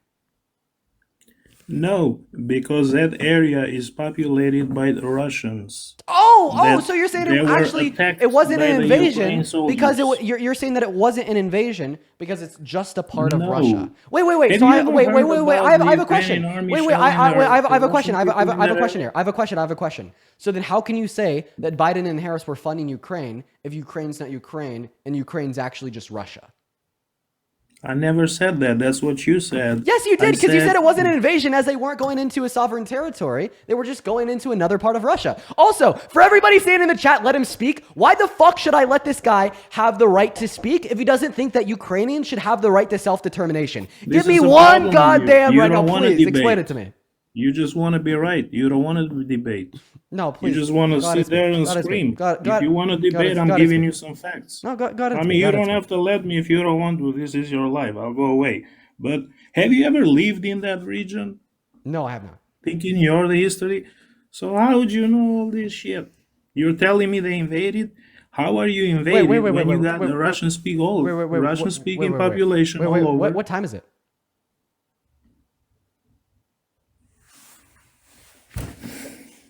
Yeah, you're not even American. Continue or what? Yeah, you're not even American. You didn't even vote for Trump. You're literally just a Russian NPC that's felt. That shows your stupidity. I'm Albanian, you dumbass. I've been here 23 years. Wait. I don't call you a Russian NPC. I live in Florida. Wait, I want to clarify. I don't call you a Russian NPC. You should be ashamed. As if you are from Russia. I'm calling you a Russian NPC because you are literally an NPC bot programmed by the Kremlin to spread propaganda and misinformation, to send Americans down an alt-right rabbit hole, to be sympathetic to war crime, ethnic cleansing, invasion, and killing. But because he, is not from America and he didn't vote for Trump, we're going to move on to the next guest. We got user 59 loading up into the live. He said he's from Florida. Well, he wasn't from Florida because I asked him what time it was and he did not answer the question. So everybody just give us a minute. Just do be patient here. Just do be patient. We got Babylon loading up into the box. But yeah, by the way, in accordance with that guy's worldview, Biden and Harris weren't actually funding Ukraine. They were actually just funding Russia. So because his last argument was it wasn't an invasion as Ukraine wasn't a sovereign territory, but it was rather a part of Russia. What is going on? Oh, Babylon, you got a little bit of an echo, so I'm going to go ahead and kick you here. Wait, never mind. You don't have echo anymore. Babylon, did you vote for Trump? Why, yes, I did vote for Trump. How old are you? I'm 27. Phenomenal. Bethany, did you vote for Trump? Bethany's not here. So Babylon, why did you vote for Trump? Gosh, well, I think there's a lot of reasons why I voted for Trump. One of them being to end the war between Russia and Ukraine. Well, I just have a question about that real quick. So if he wanted Sure. to end the war by forcefully displacing all Ukrainians to other lands and then giving Russia some of that Ukrainian land, would you support that? One more time? So if Donald Trump's plan to end conflict and death between Russians and Ukrainians was to ethnically cleanse 1.4 Ukrainians, then give that land to Russia, would you still support Trump? If he were to ethnically cleanse Ukraine of Ukrainians and then give the land to Russia, would I still support him? Precisely. So are you talking about basically genocide? Because that kind of sounds... Ethnic cleansing would be the more specific definition. Ugh. That's a tough one. I mean, I don't really think Trump would even do such a thing, to be honest with you. If he did, would you still support him? If he did, would I still support him? Ugh. That's a tough one. That really is a tough one.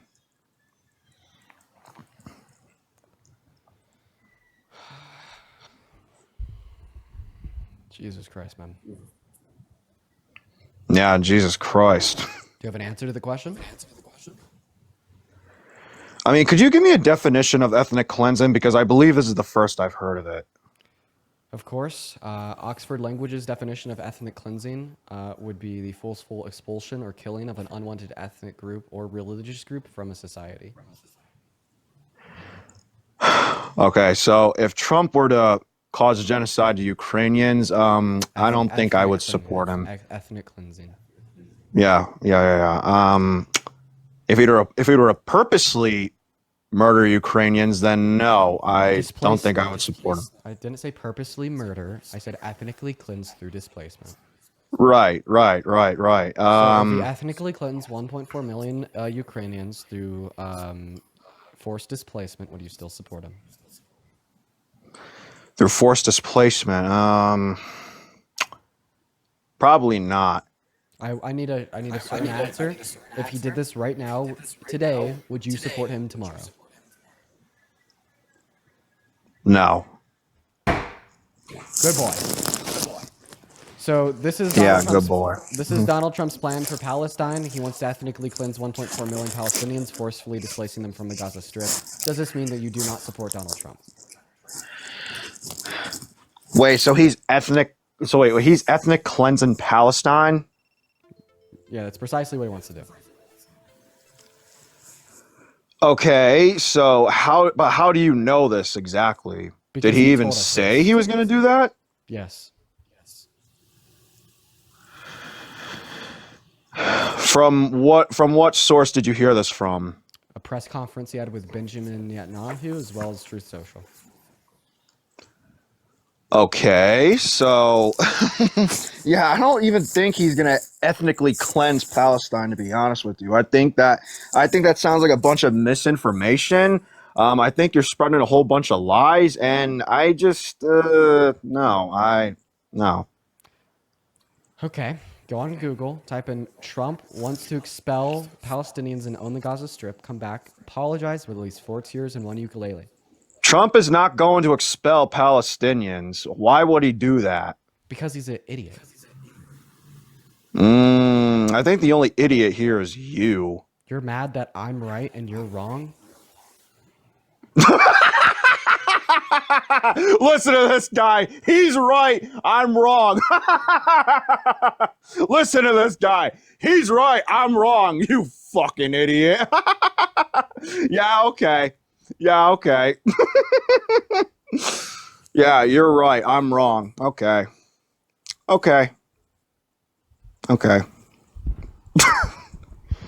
So how exactly am I wrong? The U.S. will take over the Gaza Strip, and we will do a job with it, too. We'll own it and be responsible for dismantling all of the dangerous unexploded bombs and other weapons on the site, level the site and get rid of the destroyed buildings, level it out, create an economic development that will supply unlimited numbers of jobs and housing for the people of the area. Do a real job, do something different. Just can't go back. If you go back, it's going to end up the same way it has for 100 years. So if you're curious on what you just heard Donald Trump announcing his plan to take ownership of the Gaza Strip without the consent of the Palestinians, while then giving them no right to go back to their land after he levels it, which he also then affirmed on an interview with Fox News after the fact, and he wants to relocate them to Egypt and Jordan, and he announced his plan for relocation on multiple scenarios as well. So who's laughing now, bitch? I think you might be the bitch, not me. So is that all you got to say about the clip I just played and the explanation I had?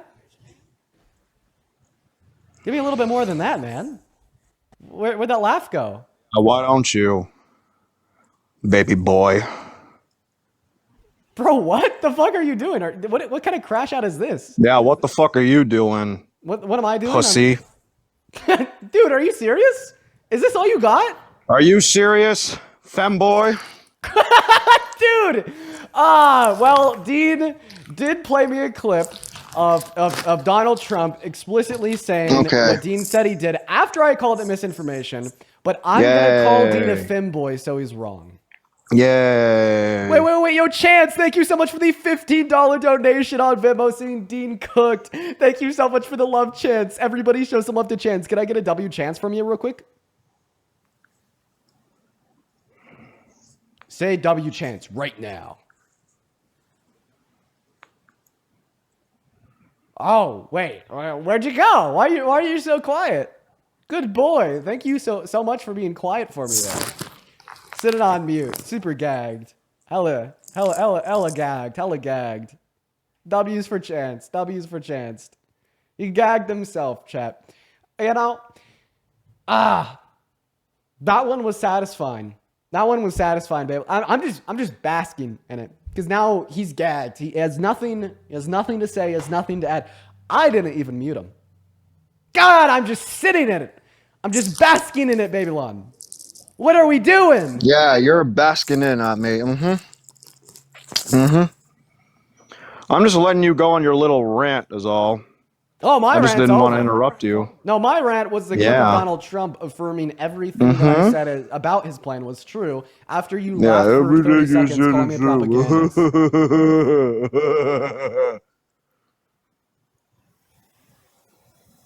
So do you have a response to the clip I played of Donald Trump?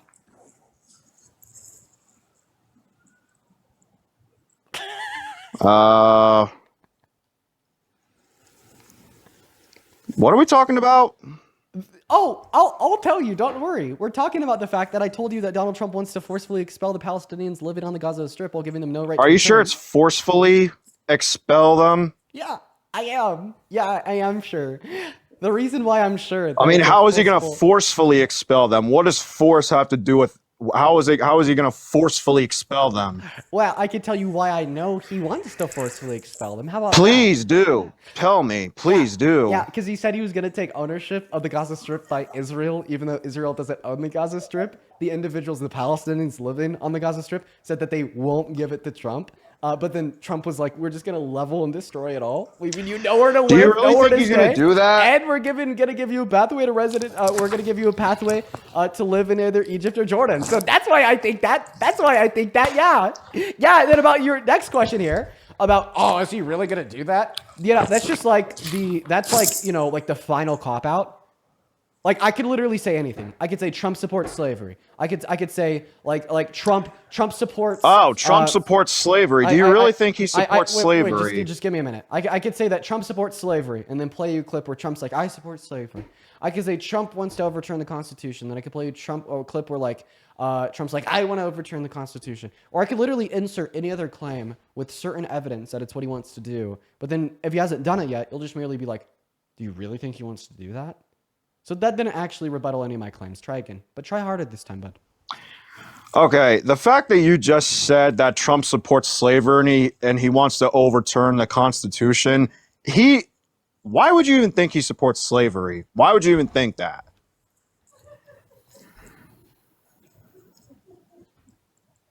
Give me one example of why you think Trump supports slavery.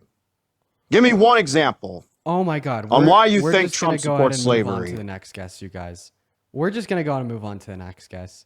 If like he couldn't connect the dots there, insofar as the argument that I was making against him, like we're just gonna move on because I feel bad. All right, what is going on, Fuzz? Did you vote for Trump? Dean, I must accidentally push it. Sorry. No worries, no worries. We got the next guest bucket B6 loading up in. If you're one of the 10.5 thousand people watching this stream and you want to support this stream and keep the studio up and running, keep these lives going for 4 hours a day, feel free to support me on the Venmo and the PayPal found in the link tree of the bio of this account. I get 100% of the proceeds on those platforms. They all go straight to me, and I'll happily give you all a shout out. Appreciate. Oh my God! Wait! How did that get turned on? Why? Hi. Wait! Where did my do not disturb come from, bro? Wait! I haven't thanked anybody for like their donos in like a fat minute because I had my do not disturb. I'm so sorry, you guys. Hey, what's up, Bucket? Did you vote for Trump? Hi, no, so actually I'm from Europe and I'm just gonna be here for really short. Okay. I actually support the views. I just wanted. I appreciate that, man. I think that's awesome. I'm so sorry, but we do have to move on to our next guest because we just got to get our next guest up in here. Dude, oh my God. Dude, I used to do this all the time. I would accidentally turn on my do not disturb like before I went live. And I would just miss everybody's love. And I'm so sorry, you guys. I'm going to make sure to thank everybody that donated. Hail Mike, thank you so much for the $25 YouTube super chat saying hi from New York. Great debate the other day. Are you Mike the lawyer? If so, yeah, it was a good conversation. I appreciate you for that, man. Huge shout out to Mike. But let's go and get that next guest up in here, you guys. Let's go and get that next guest up in here. What is going on, Scott? Did you vote for Trump? Hey, how's it going? Yeah, this election I did, and last election I abstained from voting, honestly. Are you driving? Yeah, I am. Unfortunately, can't have you on the live if you're driving, man. I do apologize. We're going to go to get that next guest up in here. Oh my God. Okay. I'm so sorry, you guys. Holy crap. I'd like to thank Nicole, Rachel, and Cassandra all for the $5 donations on PayPal, as well as Tamara with the $5 and Alexis with the $5. Everybody, please show some love to them. Also, Don, thank you so much for the $15 donation over on Venmo, and Zoe with a $10 donation on Venmo. Everybody, please show some love to Don and Zoe. But we're going to get that next guest up in here. Go ahead and drop a Maga down below in that chat. Everyone, show some love to Don and Zoe. You guys are phenomenal, guys. Thank you so much. But we got that next guest loading in right now, y'all. What's going on, Ethan? Did you vote for Trump? Yeah, I did. I'm not trying to debate. I just want to ask your opinion on something. It's the whole abortion thing. I'm sorry, Ethan. You sound like a sweet guy, but unfortunately, if you're not trying to debate, I got to move on since this is the debate live, but I appreciate you for coming up here, man. Isn't it crazy how we have about 12.5 thousand people watching live right now on YouTube and TikTok, and not a single person wants to come and debate me? Crazy work. Lewis, what's going on? Did you vote for Trump, man? Yeah. Great. Before we hop into the debate, I got to thank Tamar and Nora for the $3 and $2 on Venmo, as well as the Contrary with the $30 on Venmo. At least 600 big the Contrary W's. Thank you. Catherine with the $10 as well, and Jim JIM with the $25 on Venmo. Saying thank you for all that you do. I appreciate you for the love, Jim. And then Mary with the $25 as well. Huge shout out to Mary, Jim, Catherine, the Contrary, Nora, Tamara. All of you guys are incredibly awesome. Thank you everybody for the love. Anyways, Lewis, why did you vote for Trump? I thought he was a great man, but then Whoa! What do you call Liz? Pardon? Whoa! What time is it? What? Oh! What time is it?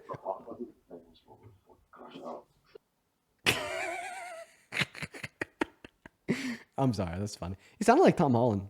Yo, Sally! Oh my God, Sally! Thank you so much for the $25 donation over on Venmo. Says, just doing my part to support you. Sally, that is so incredibly kind. Thank you for the love. I want to see at least 250 big W Sallys in the chat. That is so kind. Thank you so much for the love. What is going on? New guest, did you vote for Trump? I did not vote, no. Okay, well, I don't know why you're here then. Whoa. Well, no. Thank you so much for coming up, though. Moving on to the next guest. Here we go.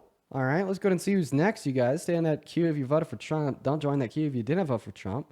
Having a little, some little struggles finding that debate. Some little struggles. Also, Jasmina, thank you for the 120 Norwegian dollars. Thank you for the love, Jasmina. And Miss Kathy, did you vote for Trump? And Miss Kathy is leaving. Miss Kathy is leaving. All right, you guys. See, this is always the most difficult part of the day. Just find anybody who's willing to debate me. Emily, did you vote for Trump? No, I'm so sorry. I don't know how I got up here. It is no worries at all. Hello, Kiwi. Did you vote for Trump? Oh my gosh, this was an accident as well. I'm sorry. Absolutely no worries. Lita, thank you for the $4.20 over on Venmo. And oh my God, Ken with the $50 Venmo donation. Holy crap, Ken. That is K-E-N. At least 500 big W's. Ken says cooking MAGA in seconds. I always try to do my best. Thank you for the love, Ken, as well as Jessa with the $10 Venmo donation saying, love listening to your lives. Thank you, Jessa. It means the world. Huge shout out to Jessa and Ken. And Archie, what is going on? Did you vote for Trump? Smeg. I don't know what the fetus said, but I do understand that that is a fetus. So we're going to go to move on. Jennifer with the $10 donation over on PayPal. Thank you for the love, Jennifer. Huge shout out to Jennifer. You guys are being so incredibly kind today. Thank you, guys. Then Autumn with a 1. Thank you. What's going on, Jackson? You vote for Trump? Jackson's not here. This is always the hardest part. Okay, here's what we're going to start doing. We're just going to start loading up a bunch of people at once so we could try to just get one person who's ready and willing to debate. You know what this tells me is that we low-key won, you guys. If we have 12,000 people watching and not one person willing to debate, we fucking won. Star, did you vote for Trump? No. Eli, did you vote for Trump? Hello? Yes, sir. Can you hear? Oh, no! I kicked the one. I meant to kick the person doing the impersonation, but I accidentally... Oh, no. Also, I didn't mean to invite you. I'm so sorry. Oh, no. I kicked the one person that was going to actually be here for a debate. No. Oh, my God. I'm so sorry, chat. I'm so sorry, bro. I'm so sorry, you guys. That is on me. I'm so sorry. That is on me. Okay, all right. Still looking for the next guess. Put a MAGA in the chat right now. I'm so sorry. That one's on me. That one is on me, you guys. Your impression was good, by the way, Griffin. What is going on? Teach Trump your ways. Did you vote for Trump? No, they're not even here. Still trying to get the next guess up. Still trying to get the next guess up. Put a MAGA in the chat if you want to come up and debate. Put a MAGA in the chat if you want to come up and debate. And Victoria, thank you so much for the $10 Venmo donation. That means the world. Thank you so much, Victoria. Everybody, please show some love to Victoria. At least 100 big W's. What is up, DA24? Did you vote for Trump? What's happening, Dean? Yes, I did. And okay, why did you vote for the worst president of of your life? Sure. You want my, I guess, top 3 reasons? Is that okay? Or that is fine by me. Cool. Yeah, the economy, for one, I would say, foreign policy and immigration reform. Probably my top 3 reasons. Okay, and I'm going to try to rebuttal that using as little words as possible. Your first concern about the economy. Trump is destroying the economy. 1 month ago, the Atlanta Fed projected 4% GDP growth in the first financial quarter of 2025. Now the GDP is expected to go down by 3. Trump's tax policy will only benefit people making over $395,000 per year when we factor the impact of his tariffs into account. One might ask, Dean, what is your source? My source would be the Institution for Taxation and Economics. His tariffs are causing reductions in the stock market, and 1 hour after his announcement 2 days ago, the stock market went into a free fall, and all the gains that had been lost in the major index funds were lost under his administration were lost. So Donald Trump is very bad for the economy. Moving on to the second point, foreign policy. He's pro-war, anti-peace, which is very bad. He wants to possibly invade Greenland with military action, which would start a war between America and Europe. He wants to ethnically cleanse 1.4 million Palestinians off of the Gaza Strip. And he's pro-Putin and anti-Ukraine. Meanwhile, Ukraine is the victim and Putin is the aggressor. The third point was immigration. He has no long-term sustainable immigration solutions, and he doesn't actually care about the border, or he wouldn't have torpedoed the bipartisan border bill under Biden and Harris's administration. Not to mention, he had no effective border policy during his first administration. Okay. 1, it is how many days into this administration? We're getting close to on the economy. months. Yeah. How many days though? I mean, it's less than 2 months, right? It's about 6 weeks, 6.5 weeks or so. We'll assume around 6 weeks. I think it's Okay. 5.5. Okay. And the inflation numbers that came out were for the month of January most recently, correct? I'm unaware of the inflation figures that have been reported by the Bureau of Labor Statistics for the month of January. And my argument was not about inflation, but was rather about GDP growth to demonstrate that Trump's economic policy so far has us barreling towards a recession. Yeah, I disagree on what has us barreling towards a recession. I think that what's had us barreling towards a recession is 3 things, right? Inefficient government spending, printing money into oblivion that the Fed has seemingly done over the last, 3 to 4 years. And then the fourth of it the third, I should say, being, this money that was printed didn't end up into the hands of, middle class, working class Americans. So you can see that by the real median wages when they're adjusted for inflation during the previous administration's 4 years. We actually lost wages. When you compare that to Donald Trump's first term and specifically after the TCJA, when you adjust the real median wage growth for inflation, his real median wages were up about 7%. So when people went to their ballot boxes, this last November, they took those 2 things with them, right? We can debate. COVID definitely had some implications. I don't disagree because I'm sure that's what you would say. But we can't disagree that, or I should say we probably will disagree, but we shouldn't, that certain regulations that Biden put in place, specifically executive orders during his first week in office, specifically hyper-focused in the oil and fracking industries, in some cases doubling and tripling the cost to get product out of the ground, had a snowball effect that, ended up with transporters of our produce having to charge more for transportation because their fuel costs were going up, having grocery stores essentially charge more for produce because their costs were going up. That ended up factoring into our homes and heating our homes, which skyrocketed the rate of inflation about 9% during Biden's first year as president.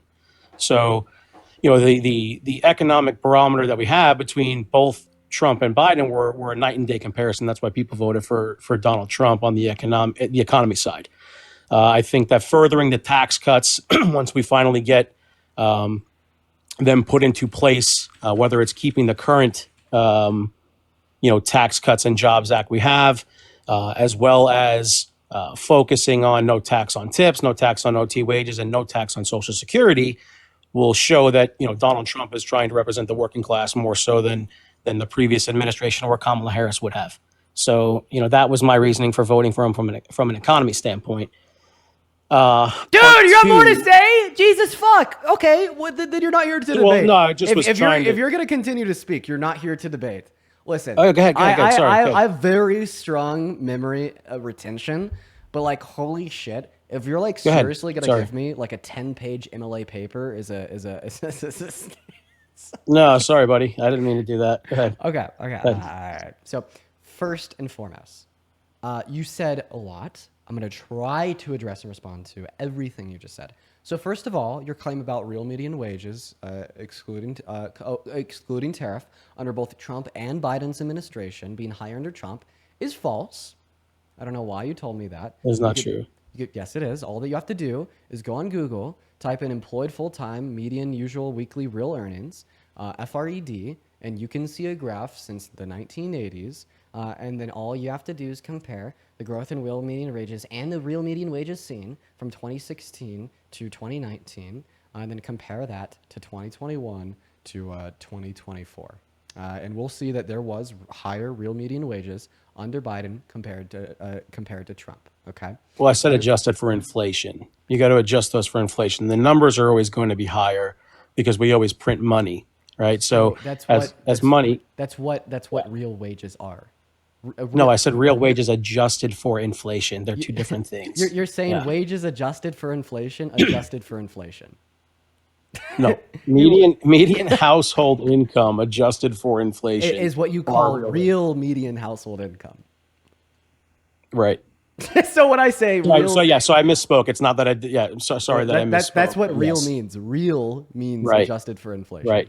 Yes. Yeah. So real median wages were high under Biden and Harris's administration compared to Trump's administration, excluding tariffs. Excluding COVID. Now to move on to your second claim, that you think you had more to say. Hold on a second. Yes. Excluding COVID, right? Yeah. My wages that are adjusted for inflation that I'm talking about counts 4 years of Donald Trump's presidency and 4 years of Biden's presidency. Right, and both of them had to deal with parts of COVID. Actually, in terms of the amount of spending, Donald Trump had to spend more money on C-19 response than Biden did. You want to include COVID's impact on wages in the labor market to make this point. If you want to do that, then all of a sudden Donald Trump is culpable for the highest level of unemployment that we've had in our country since the Great Depression at 14.8% in April of 2020. Like real median wages in 2020 were exorbitantly high because nobody was working and employers wanted people to work. Okay, right? And if you want to include that in your evaluation of under what administration we had higher real median wages, well, then I get to include that in my evaluation under what administration we had higher levels of unemployment. So let's go ahead and misrepresent COVID data that was not caused by the presidency as being caused by the presidency. Well, now your guy's to blame for the unemployment rate in April 2020. Yeah, no, we can look at unemployment rates for 1 month, but we obviously can't. Do you think that Donald Trump is culpable for the highest level of unemployment in the last 100 years? No, I think obviously there are certain things that contribute to that, being C-19 for sure. Wait, so if C-19 attributed to the unemployment rate in 2020, how did C-19 attribute to real median wages in 2020? Well, it doesn't mean that we can't look at the data. and just automatically assume that it's from C19. I'm looking more so at a 4-year period. I'm comparing both. I mean, to be fair, if we can't make automatic assumptions on what caused data, then you shouldn't be able to make the automatic assumption that the Tax Cuts and Jobs Act cause increases in real median wages. I know that you don't have any evidence for that because I could disprove it. The way I disprove that is through a Brookings study that indicated the immediate result of the Tax Cuts and Jobs Act until the end of Trump's administration during his first term was no new macro level business investment, meaning that no business reinvested back into their business given more funding from the tax cuts, okay? Which means that we did not see higher real median wages on the macro scale at all caused by the tax cuts. So, thank you. That was the second point you made that I was going to get on to dispute. So now that one's wrong too. So far, we've disproved 2 points, that Trump had higher real median wages and that Trump's tax cuts cause higher real median wages. This is not true. I did. It's not true. It is true, and I proved it to be true with the use of Fred's stats. I gave you the link, and then the use of a Brookings study, which I can give you. So yeah, what's the stat? Where's the Fred stat that you were talking about? Bro, dude, literally, just look up median usual weekly real earnings, FRED. There's higher real median wages excluding COVID under Biden's administration. I'm surprised that you didn't do your research. Yes, yeah, I know, I understand that, but why are we? So when you exclude COVID, right? Mm-hmm. When you exclude COVID, how long are you thinking that Biden had to deal with C19 response? Yeah, I'm doing like 20 through 2021, like the immediate response. Okay, so you're excluding Donald Trump's last year of his presidency and Joe Biden's first year of his presidency, correct? Yep, around there. Well, around there or there? Yeah, around there. I'm trying to understand the data because the numbers that you're saying are not factual. I am. Like real median wages in terms of growth. So in terms of growth, it was way higher growth. I just want to put this out there. The highest real median wages that we had under let's see here, under Trump's administration, excluding COVID, would be $355, which are CPI adjusted. Meanwhile, the lowest real median wages that we had under Biden, even including COVID, was $356. So the highest point under Trump's administration, excluding COVID, was lower than the lowest point under Biden and Harris's administration, excluding COVID, or including it. Yes, but you do understand that, again, going back to the dollar, the actual number doesn't matter as much when you're printing as much money as you're printing. There's more money supply in the population. So when people's median wages go up, but it doesn't combat the price of or the rate of inflation, bro, that's the problem. Bro, if you look at how much money was printed and injected into the economy, these are real wages. They account for inflation. They account for increases in the M2 money supply. Hold on a second. Say what you just said again. I didn't understand. I'm understanding you correctly. Hold on. Good. The highest real median wages under Trump's administration, excluding COVID, were lower than the lowest real median wages under Biden and Harris's administration at any point. Do I need to make myself more clear? This is insane. You're starting to piss me off a lot because I'm making a very clear point. I'm giving you my source. There's not much more I could do. Well, you're cherry picking the data that you want to use, and you're pushing out the data that you don't want to use. Yes, yeah. I'm pushing. Listen, man, I'm pushing out the year of 2020 under Donald Trump's administration because COVID hit. If you want to include 2020 and assume that anything that happened in 2020 was caused by Trump, like, be my guest. But this makes it even worse for Trump because although that does mean that Trump had higher real median wages than Biden, that also means that Trump caused the highest level of unemployment in our country in the last 100 years. It also means that Trump was one of the only 2 presidents that caused a total net loss in job under his administration, as well as it means that Trump is responsible for COVID, killing millions of Americans. So if you just want to baselessly arbitrate that Trump was still responsible for the economic outcomes in our country in 2020 during COVID, well, all of a sudden Trump is one of the worst presidents for the economy we've ever had. No, that's not. Again, you can look at a 4-year period. Every single president has things that happen during their administration that may alter some numbers, may make certain numbers look a little bit higher at certain points in time, but you That's all that I'm evaluate a pointing presidency out. over 4 years. That's all that I'm Yeah, pointing so out, you, man. you would keep. You understand that that's all Yeah, that but- I'm pointing out is that Donald Trump is not culpable for the economic outcomes in 2020. Do you agree? No, but I don't agree. Like, I agree in certain contexts, but not in a not in a. So how could you say that Donald Trump is culpable for high real median wages in 2020, but not culpable, like specifically for like the unemployment rate? Okay, so two things, right? Do you know what the median, again, going back to what we're talking about? I don't want a before question. I want an answer. How can you say that Donald Trump did cause the high real median wages in 2020, but not the high unemployment rate? Well, because we were operating off of his economy that was built the previous 3 years. If 2 we were years, operating 2.5 on the years. economy that he built, therefore he caused the high real median wages. He also caused the high levels of unemployment. Because wasn't it a consequential effect of Donald Trump's economy under your view? The economy is the economy. Certain things that happen that change the economy via, in this instance, C-19. Now you sound like me. Cause Now and you- effect. There's now- cause and effect, now you right? Seem like, now you seem like me. Now you're saying what I was saying that you just shat on. You're literally saying exactly what Dean thinks right now. No. Yes. No. If you again, okay. Median household income, right?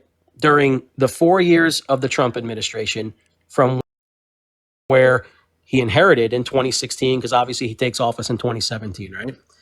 He inherits no, you're actually not pivoting around my question. How do you know that Donald Trump caused the high real median wages in 2020, but not the high levels of unemployment? Because you can see point out that you've caused close to 2,000 people to leave because you're dense and annoying. But I'm okay with having you up here for right now because I'm shitting on you. Cool. You're not. I know that. Of course I am. Not at all. Not at all. Of course I'm shitting on you. I'm proving it right now. Tell me how he caused Not at all. the high real Not median at all. wages in 2020, but not the high Not at level of all. unemployment. Explain. Yeah, because we have direct correlation between the Tax Cuts and Jobs Act and economic growth. You're comparing C-19. How much did the Tax Cuts and Jobs Act add to the American GDP every year? I'm sorry. How much did the Tax Cuts and Jobs Act add to the American GDP every year? You want to talk about GDP? Or you want to talk about CPI? Wait, GDP is how we would evaluate economic growth. No, you wouldn't. We wouldn't use real GDP to evaluate economic growth? No, we would probably use the CPI as a better correlation of how the American people Wait. are. CPI is just going to be how far your dollar goes. It's measuring inflation. Right. Exactly. All tax cuts are inflationary. I mean, CPI. the tax cuts are going to cost. Yeah. Fuck yeah, they are. What the fuck? No, seeing how far you're inflation. Whoa. Is inflation inherently bad, Dean? No. Inflation is not inherently bad in all scenarios. Right. And what would the correlation be between just the CPI? allow me to finish it. Like inflation can be justified in certain circumstances. A well-oiled, functioning economy has inflationary pressures and disinflationary pressures. But I just want to clarify here: can we understand that the Tax Cuts and Jobs Act did cause some inflation because tax cuts are inherently inflationary? Yes, but the CPI So then obviously, again, the tax cuts are going to have negative implications on the CPI. So why are you using a measure of inflation, the CPI, as your evaluation insofar as if the tax cuts were good or bad? All tax cuts are going to have some negative implication on the CPI. I wouldn't even say because his tax cuts had negative implications on the CPI they were bad, because all tax cuts are going to do that, even Kamala Harris's. Right, but again, I would not use the GDP as the barometer of how successful the economy is. I would use the CPI because it's a direct correlation of how far people's dollars are going in inflationary time and just in general. So yeah, so if you look at Donald Trump, Wait, dude, I'm gonna. You don't know what you're talking about. How so? Because Donald Trump's tax cuts made people's dollars go a shorter distance. That's not true. Yes, it is. All tax cuts do that. That's not a reason why I say his tax cuts are bad, though. Could consumer spending, government expenditure, printing more money, all these things make your dollar go a shorter distance, right? Like when there's more people with more money that they go out there and spend, well, all of a sudden there's more demand for products with a consistent supply. The equilibrium price of a product goes up. What is it called when the equilibrium price of a product goes up? It's called inflation. Yes, more consumer spending causes inflation. That's okay, all right, but Sometimes we want more consumer spending. It could be good, but all that this means is that all tax cuts cause inflation because all tax cuts cause consumer spending. But now listen, I'm not going to hold this against the tax cuts because all tax cuts do it. If Kamala Harris was elected and she passed her tax cuts, Kamala Harris's tax cuts would have caused inflation. Some inflation can be okay, right? But when you tell me that you're evaluating the efficacy of Donald Trump's tax cuts to be very good for America because of the impacts that they had on the CPI, you're basically telling me that Donald Trump's tax cuts are good for America, and you know this because they caused inflation. No, that's not what I'm saying at all.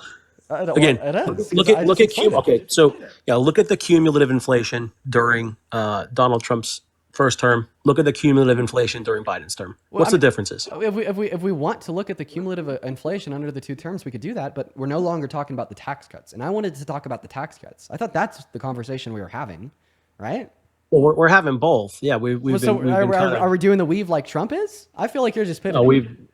No, I think the weave started when you wanted to bring up not counting the first year of Biden's term or the last year of Trump's term, because the original point that I made would be proven. So then you interjected, once again, then you interjected a random month. You interjected a random month don't lie. I told you that if you want, you could include 2020 and prove your point, but then all of a sudden Donald Trump is responsible for the highest level of unemployment since the Great Depression, and Donald Trump is responsible for a total net loss in jobs under his administration, one of the only two presidents to do so, and Donald Trump is responsible for all the negative implications of COVID on the economy. Like, I wasn't excluding 2020 to be a Democrat, to be a liberal, to contort reality and change it to fit my narrative. I was excluding COVID because I don't think that Donald Trump is culpable for all of the negative impacts of COVID in 2020.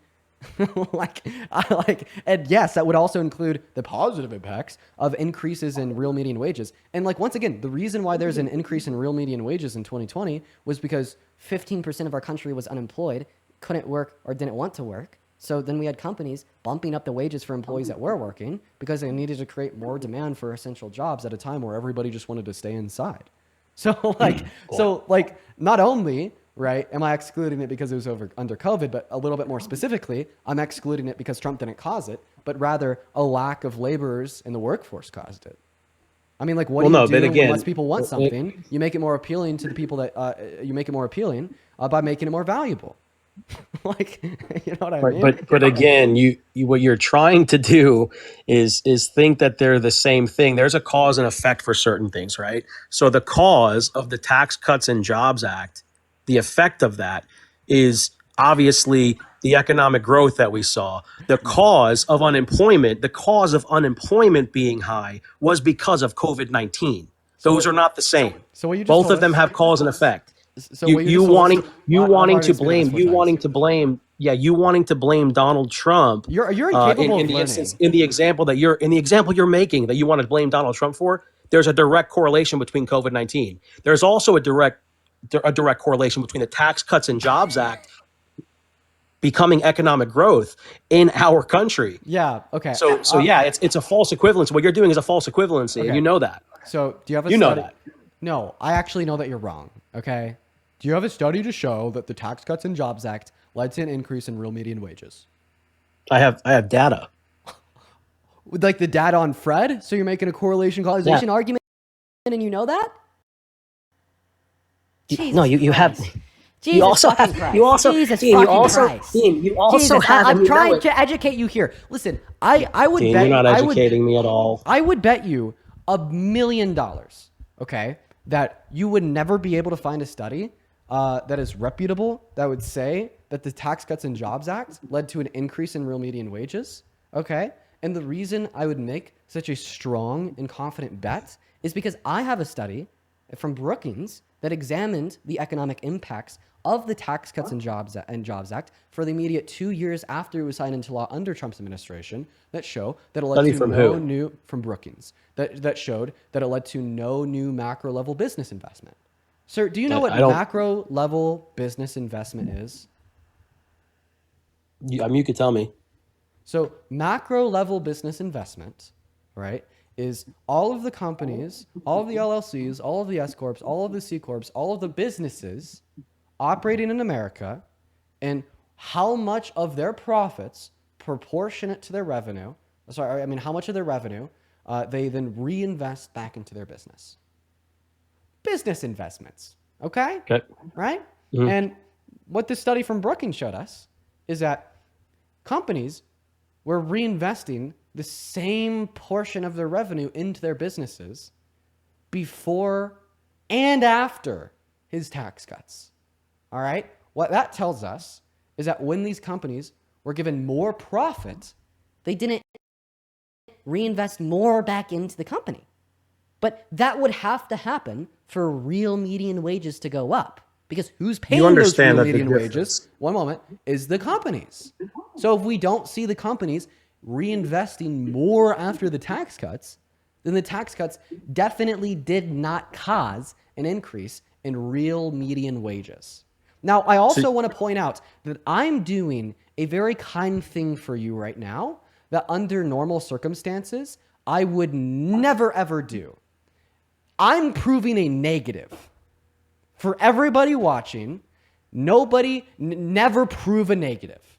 When somebody says something is true, they have to justify that it's true. You don't have to justify that it's false.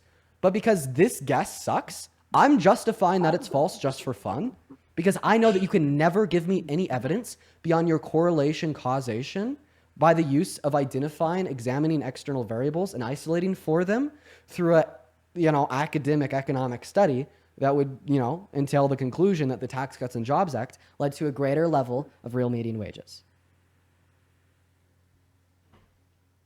Okay, so what we're going to look at in terms of academic studies, your academic studies that you want to cite, I would imagine that some people probably have a like myself would have a problem with that, and I could probably find different studies that would prove my point as well.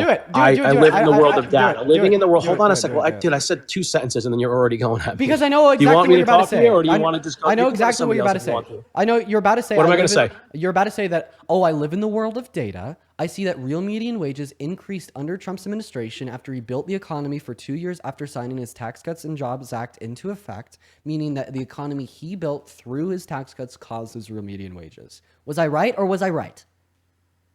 I got a phone call in the middle of that. I'm sorry. Go ahead. You're about to say that you're a man of data, right? And you looked at the real median wages at the end of Trump's administration after he built the economy for 2 years, relying upon his tax cuts, which demonstrates that his building of the economy through his tax cuts caused the increase in the real median wages. Am I right or am I right? No, you're partially right. Yeah, but you're not fully right. Oh, really? Okay. There's a partial. Really? Claim What for do you sure. want to add on there? So you going and saying that businesses spent the same amount of money in their business before the TCJA and after it, you do understand that counts an overwhelming amount of small business owners, correct? Yeah. Like you don't just think that's just the Walmarts of the world and all these other corporations. It's on the macro scale, so it includes small businesses. But you got to right. understand So that large with that, corporations hold on. Let me account for a vast majority of business investment. Can I get to my point? Stupid. Can I get to my point? There's in a situation where a small business owner, right, your local mom and pop shop down this road from you, is spending the same amount of money, but they're getting taxed at a lower rate, they inherently have more money in their pockets, right? Which contributes to their wage increases. You understand that by spending the same amount but getting taxed less on the revenue that you're producing, you are inherently growing your wealth, right? I can't do this.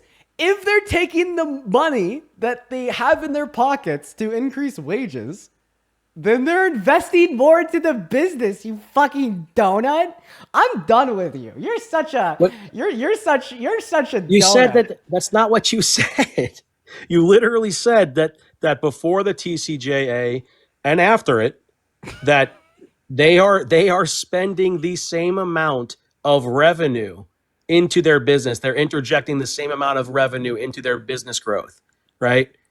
Okay. So growing your business as a business owner doesn't always mean that your real wages increase as you grow your business. Sometimes you do something like take profits to where you can interject that money into the economy for providing things for your family. Maybe you go and you buy a new car. Maybe you go and buy a new home. But again, you don't just interject your net wealth via the business. You sometimes use that for yourself to contribute. Yeah, nice. You So get that, right?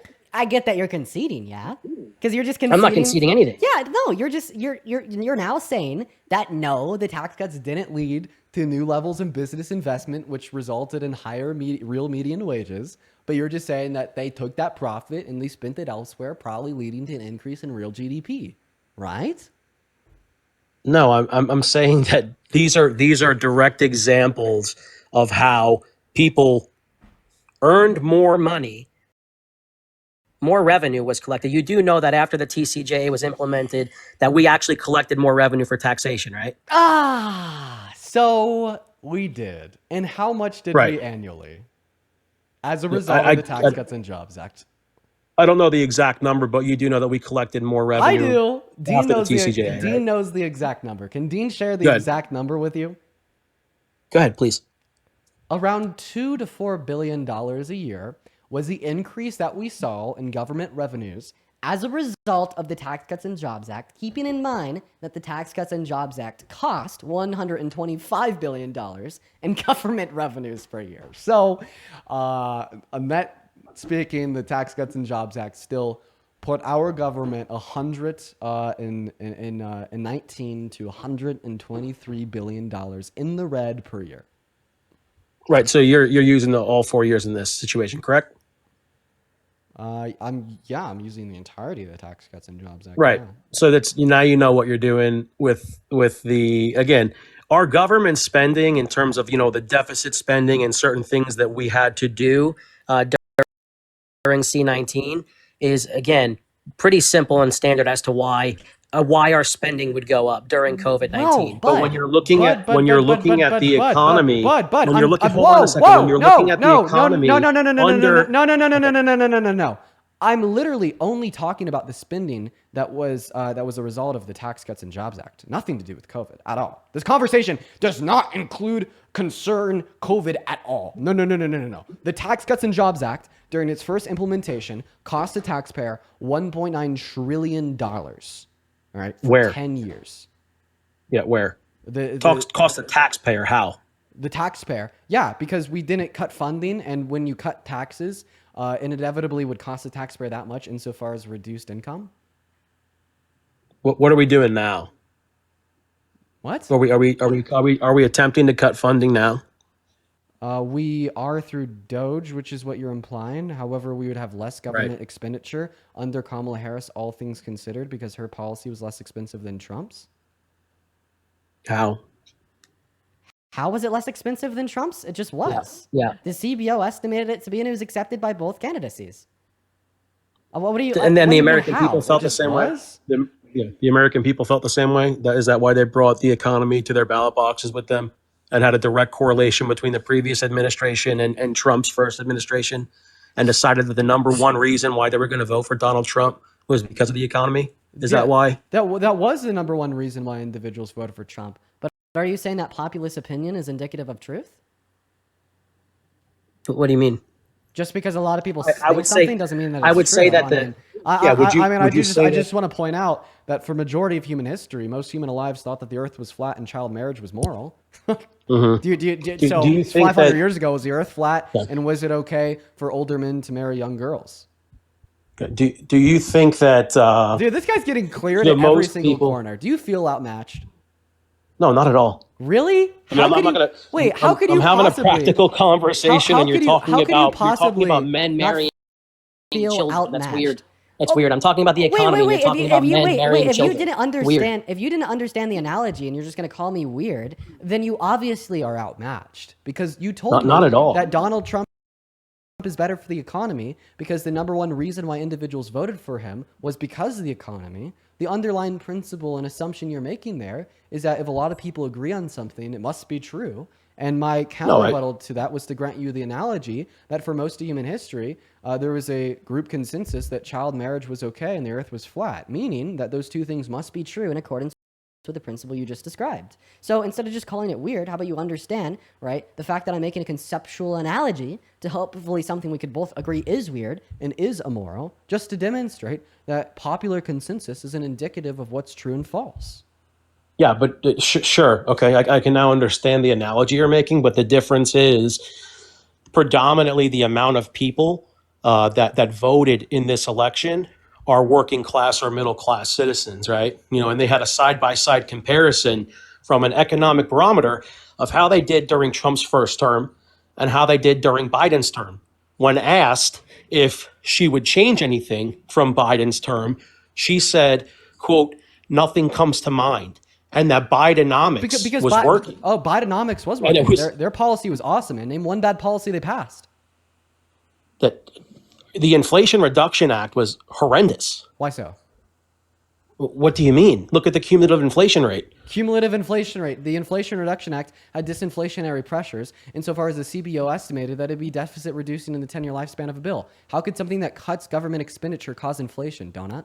Oh, wait, it doesn't. You're just making a baseless fucking assumption between a policy and then what is true of the economy. You are literally saying because there was high levels of inflation under Biden and Harris's administration, then it must be a result of their policy, making a correlation causation fallacy. You would never do this for Donald Trump in a billion fucking years. I will never hear you blaming the levels of unemployment at the end of his term on his policy. I will never hear you blaming the price of eggs now on his policy in his second term. You make these correlation causation fallacies as it would apply to Biden and Harris administration, and then all of a sudden you get a fucking 4-year bachelorate degree in economics as soon as it would concern discussing the result of Trump's economic policy in his first term and now in his second term. Okay, you cannot just assume that whatever happens in the economy is caused by the president's policy, and that is precisely what you are doing right now as it would apply to the Biden-Harris administration.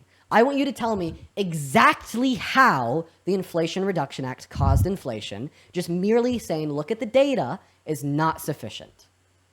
I don't know how looking at data is not sufficient. Because it's a correlation causation fallacy. I want you to look at the data of how many people eat ice cream in the summertime and how many people murder in the summertime. When you look at the data, you will see when more people eat ice cream, more people murder, just like when Biden and Harris were in power, there was higher levels of inflation. Paul, thank you so much for the interstellar. I really appreciate you for the love. Everyone show some love to Paul. So does this mean that eating more ice cream causes more people to murder, DA? No, but that's no. Same correlation. Well, it is. It is the same correlation because what I gave you was the textbook academic example of what a correlation causation fallacy is. And if you took a single poli-sci class in college, a single macroeconomic class in college, you would have heard this exact example come out of your professor's mouth. But how about we make the analogy even more comparable? If we want to say, look at the presidency and the data of the economy's performance under their presidency, it's obviously to blame on the presidency.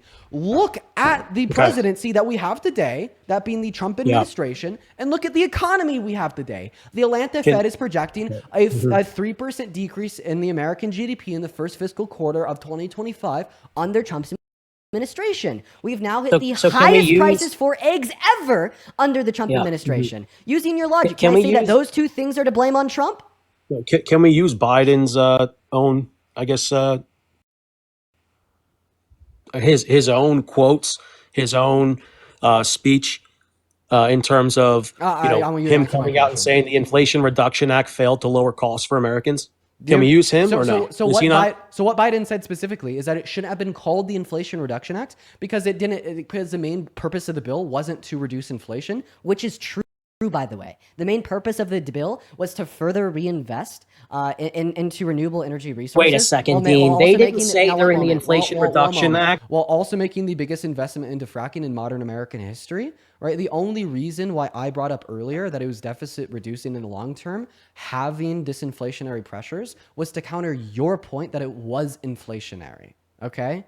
Yeah, I agree. So that the Inflation Reduction Act was named incorrectly, but the argument that the Inflation Reduction Act was named incorrectly doesn't justify your conclusion that it caused inflation. Thanks, Claire. So hold on a second. Now you're saying that the Inflation Reduction Act, they didn't promise to reduce inflation and make it more affordable for Americans. That wasn't the purpose of the Inflation Reduction Act at all. That's what you're now saying? Yeah. Okay. Right. We have a definite disagreement there from what they said and what was done and what Biden himself had said. Again, you So, can look wait, at is that. this supposed to instantiate You can look at the EOs. Wait, do you think that they did bad with specifically- inflation under their term? Yeah, of course they did. Then why did they do better than any other country in the G7?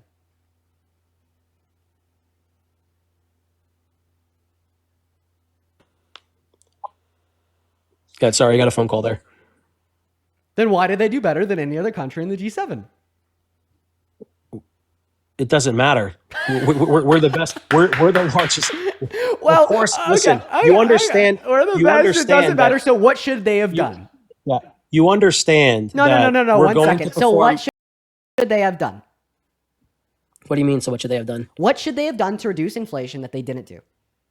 Yeah, I'll tell you what you don't do. No. I want you. No. You shut the fuck up and you tell me what they should have done. What should they have done Well, to reduce inflation? how can I tell you if you want me to shut the fuck up? You want me to shut the fuck up, or you want me to tell you? I want you to shut the fuck up as it relates to answering a question that I didn't ask, and I want you to speak as it relates to answering a question that I did ask. Tell me what they should have done to further reduce inflation.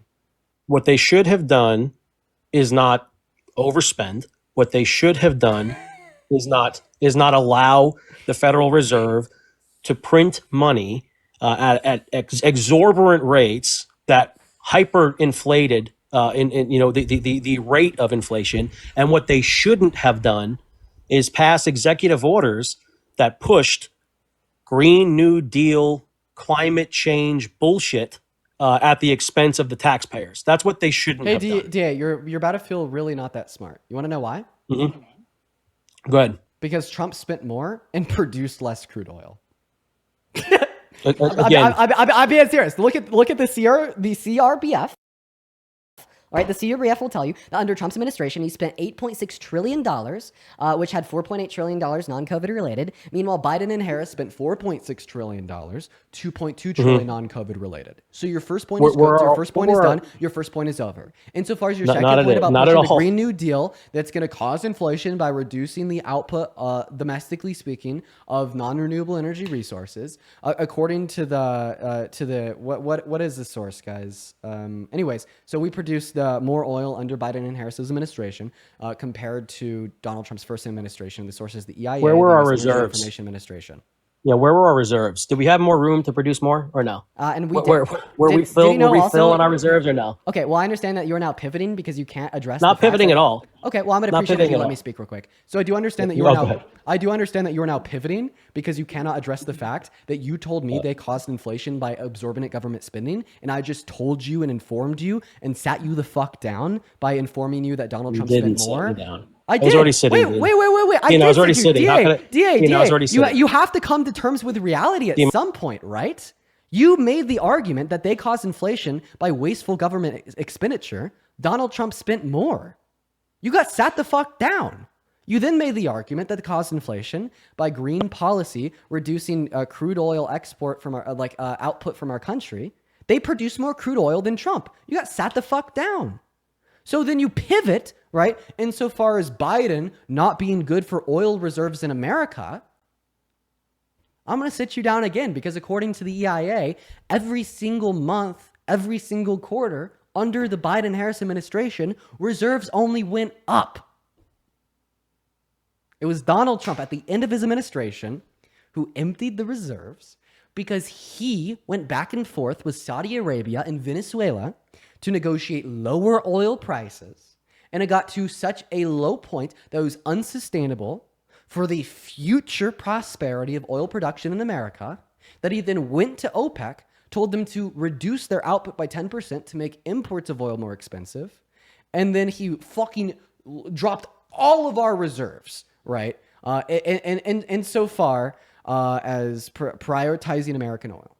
So thank you so much. You've now been sat down on the Biden-Harris administration causing inflation through wasteful government expenditure. You've been sat down, right, on them being bad for oil production in America. They produce more than Trump.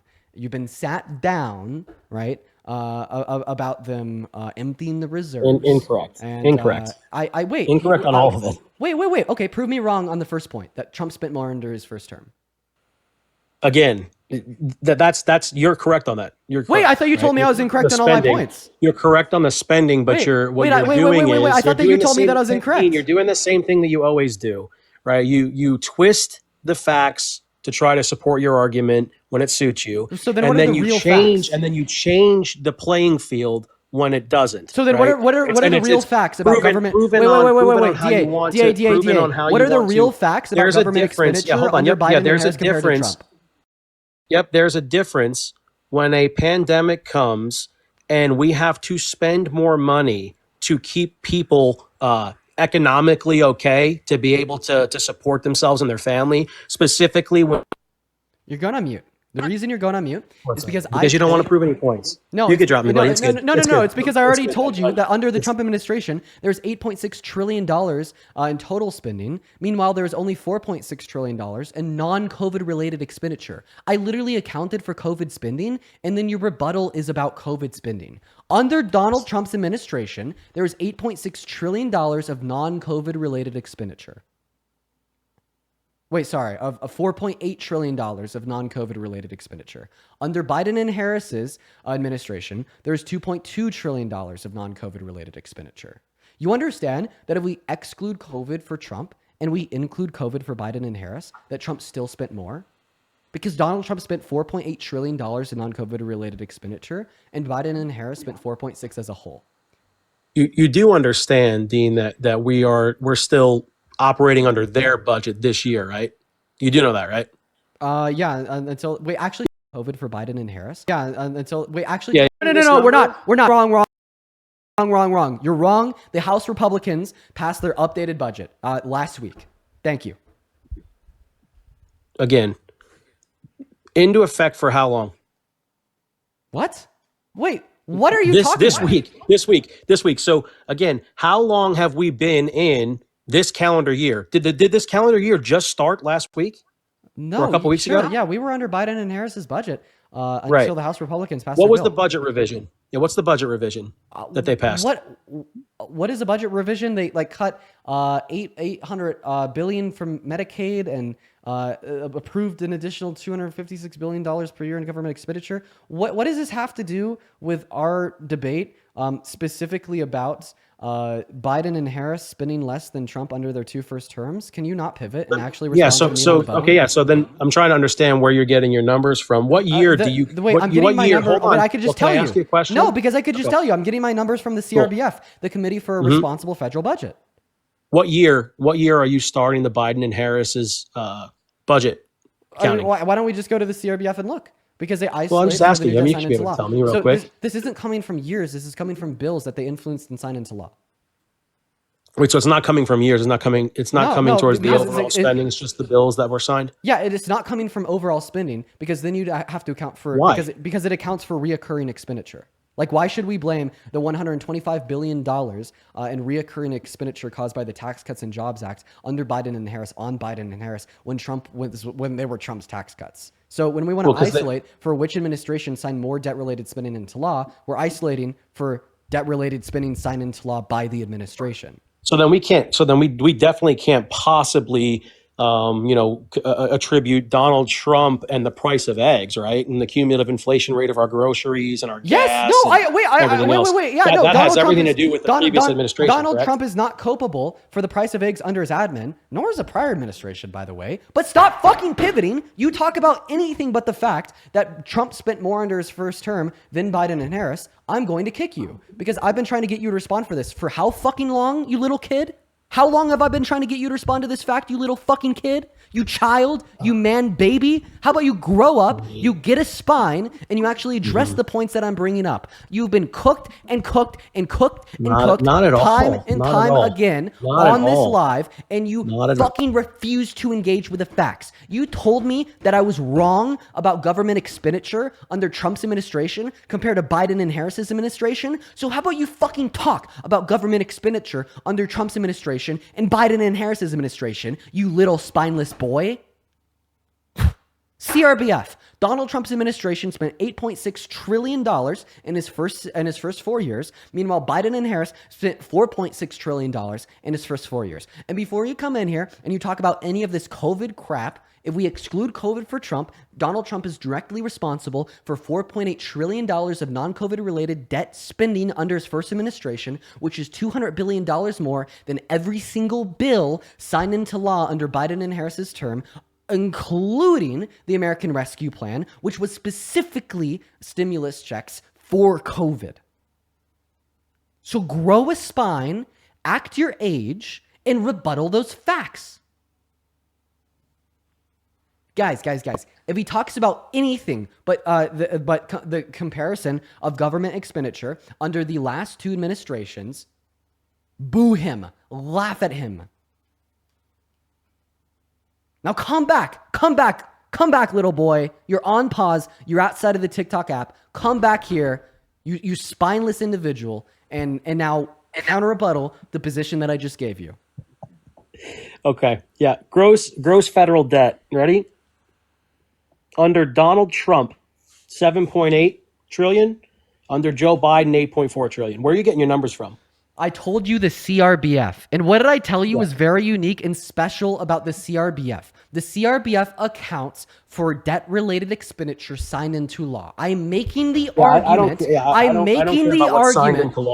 Oh, then you don't care about what they're responsible for. No, I care about overall spending. So then why the fuck should Biden and Harris be? Oh, you donut, you spineless person. Why should Biden and Harris be responsible for debt-related spending signed into law by fucking FDR? Why should Biden and Harris be responsible for debt signed into law by Abraham Lincoln? And most importantly, why should Biden and Harris be responsible for debt signed into law by Trump? Why don't you care about the debt they signed into law? If we're going to have a conversation about which administration is better for our government spending, we're going to be talking about what they're doing to the government expenditure. No? And how do we talk about what the president is doing for government expenditure? The bills and the executive orders that they make federal law that spend the taxpayer's dollar. You do understand that when you spend in a time period when you do not have money to spend, and you directly start doing things from an area of weakness as opposed to an area of strength, they're not the same thing, correct? You do know that the Biden administration, I'm not responding to anything until you either concede or counter rebuttal that Donald Trump was responsible for. Okay, so explain to me how the Biden, give me a single source, I would say the Biden-Harris administration was responsible for more debt signed into law than Trump. A single source. A single one. Give it to me. Well, I can talk now. I want you a source right now. It's okay for me to speak now. I didn't know. No, I want you to respond. Every time I unmute, I get muted. Give me a source. You want to have a conversation, or you want to just? I want you to give me a source. You want to just talk into a microphone? I'll tell you what I want. I want you to give me a source that Biden and Harris were responsible for more debt-related spending signed into law than Trump. Yeah, look at the overall debt. Federal spending. No, how could that? Yes. Oh my God, what is your IQ? What is your IQ? What does it matter what my IQ is? Do you think that every dollar spent under Biden and Harris was by bills they signed into law? Let me ask you something. No, I'm asking you something. Yes or no? Was every dollar spent by federal government under Biden and Harris a result of what they signed into law?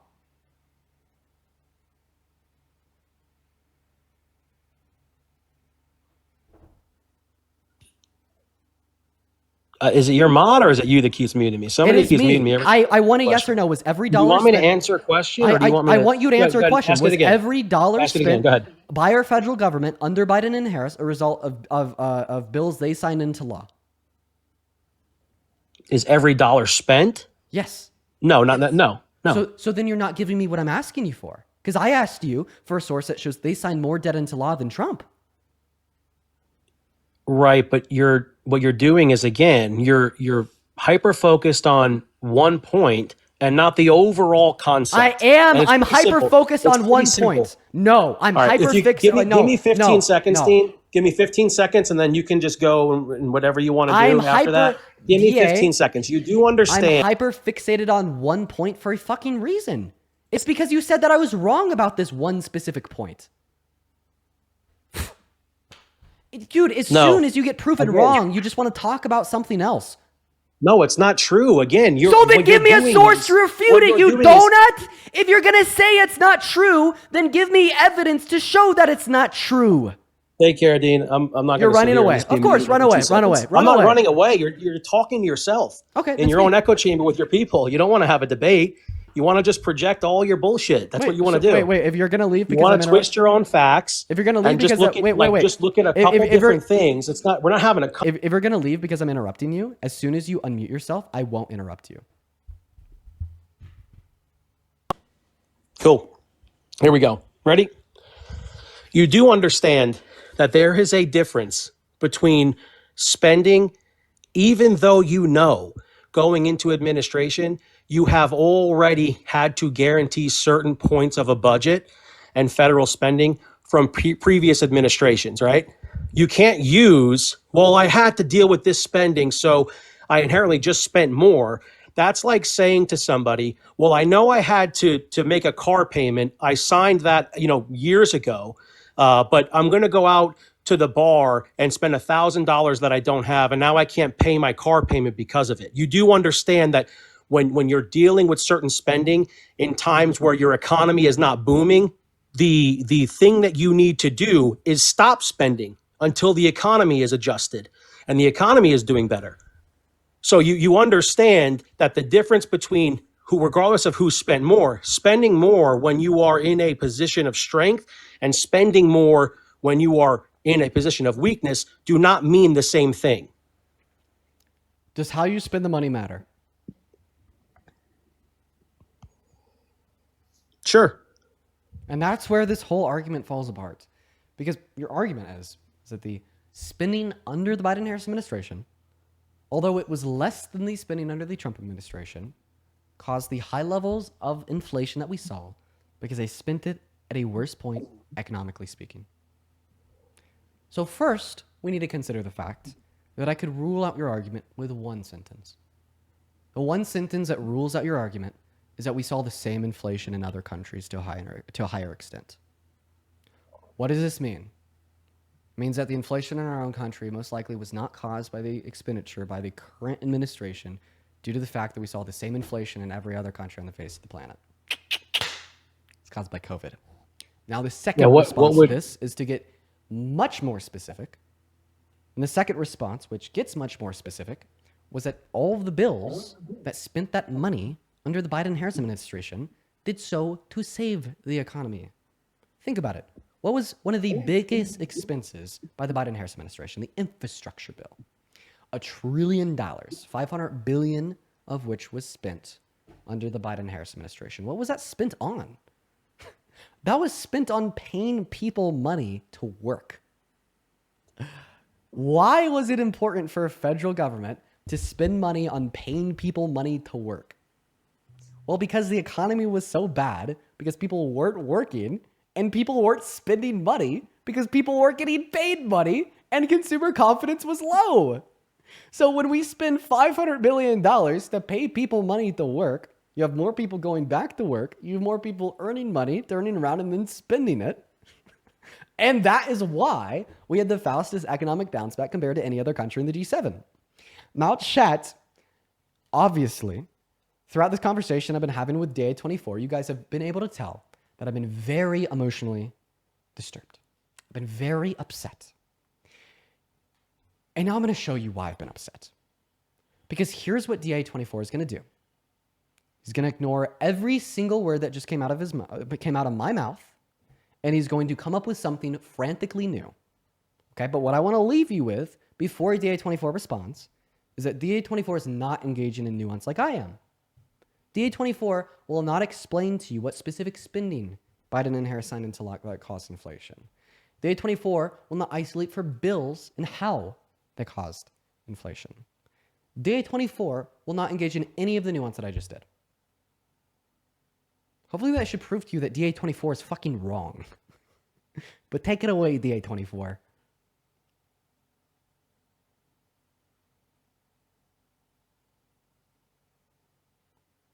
Well, DA24 actually might be leaving. Holy shit, yo, Robert! Thank you so much for the $100 YouTube super chat. This was from so long ago. I'm sorry that I haven't thanked you yet, Robert. I've just been so deep in the debate. Robert said Trump actually did do something good for the trucking industry. He made English the official language, which means states are no longer required to allow people who don't read or write English to take their written tests in their language. Wait. States are no longer required to allow people who don't read or write language, speak English to take the he left to take the written test in their language. Why is that a good thing? I think that's a bad thing, Robert. I do really appreciate you for the $100 donation, but maybe you could do more for me by hopping on the live so we could have a discussion. Yeah, DA24 ran away. DA24 left. That was a mic drop. And I hope that demonstrates to each and every single one of you guys that these Trump supporters' worldview is predicated, right, on the inexistence. Oh, it was a joke. Oh, I think Robert was joking.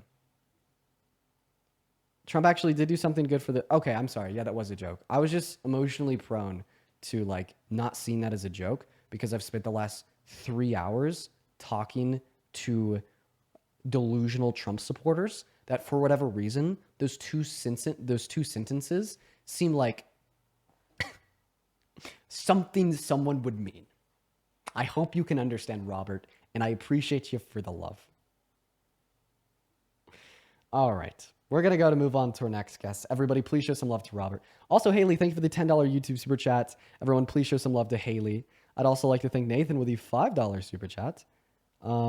Everyone show some love to Nathan, as well as Traceless with the $20 YouTube super chat. Republicans, only spending we do is good. Those damn libs aren't allowed to spend money too. That ass. Thank you so much for the $20. That's incredibly kind of you. And we're going to go to get that next guest up here right now. All right. We got Diana loading into the box, and we got Michael loading into the box as well. Everybody just do be patient. As well as Ingrid. Thank you for the $10 donation over on Venmo. Thank you so much for the love, Ingrid. Noel with the $10 on Venmo as well. Lindsay with the $1. Victoria with the $2. I appreciate everyone so much for the love. You guys are awesome. Thank you so much. Autumn with the $1. Jennifer with the $10 over on PayPal. If you're watching the stream and you do want to support the stream, you can support me on Venmo or PayPal. You can find the Venmo and PayPal through the link tree in my bio if you're watching on TikTok, where I get 100% of the proceeds and I could give you a shout out. You could also show some love over on YouTube through the super chat. What is going on, Michael? Did you vote for Trump?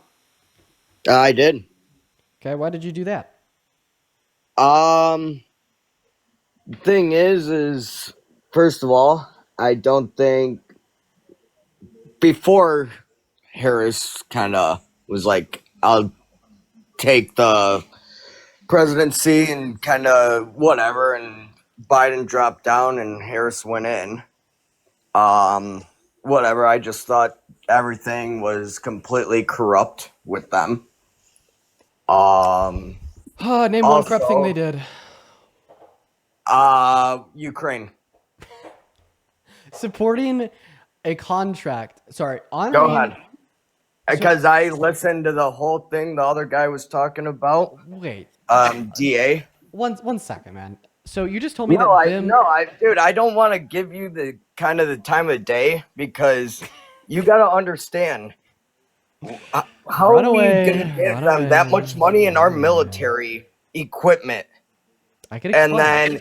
And then you have Zelensky come to the office, the Oval Office, and legit be a complete douchebag.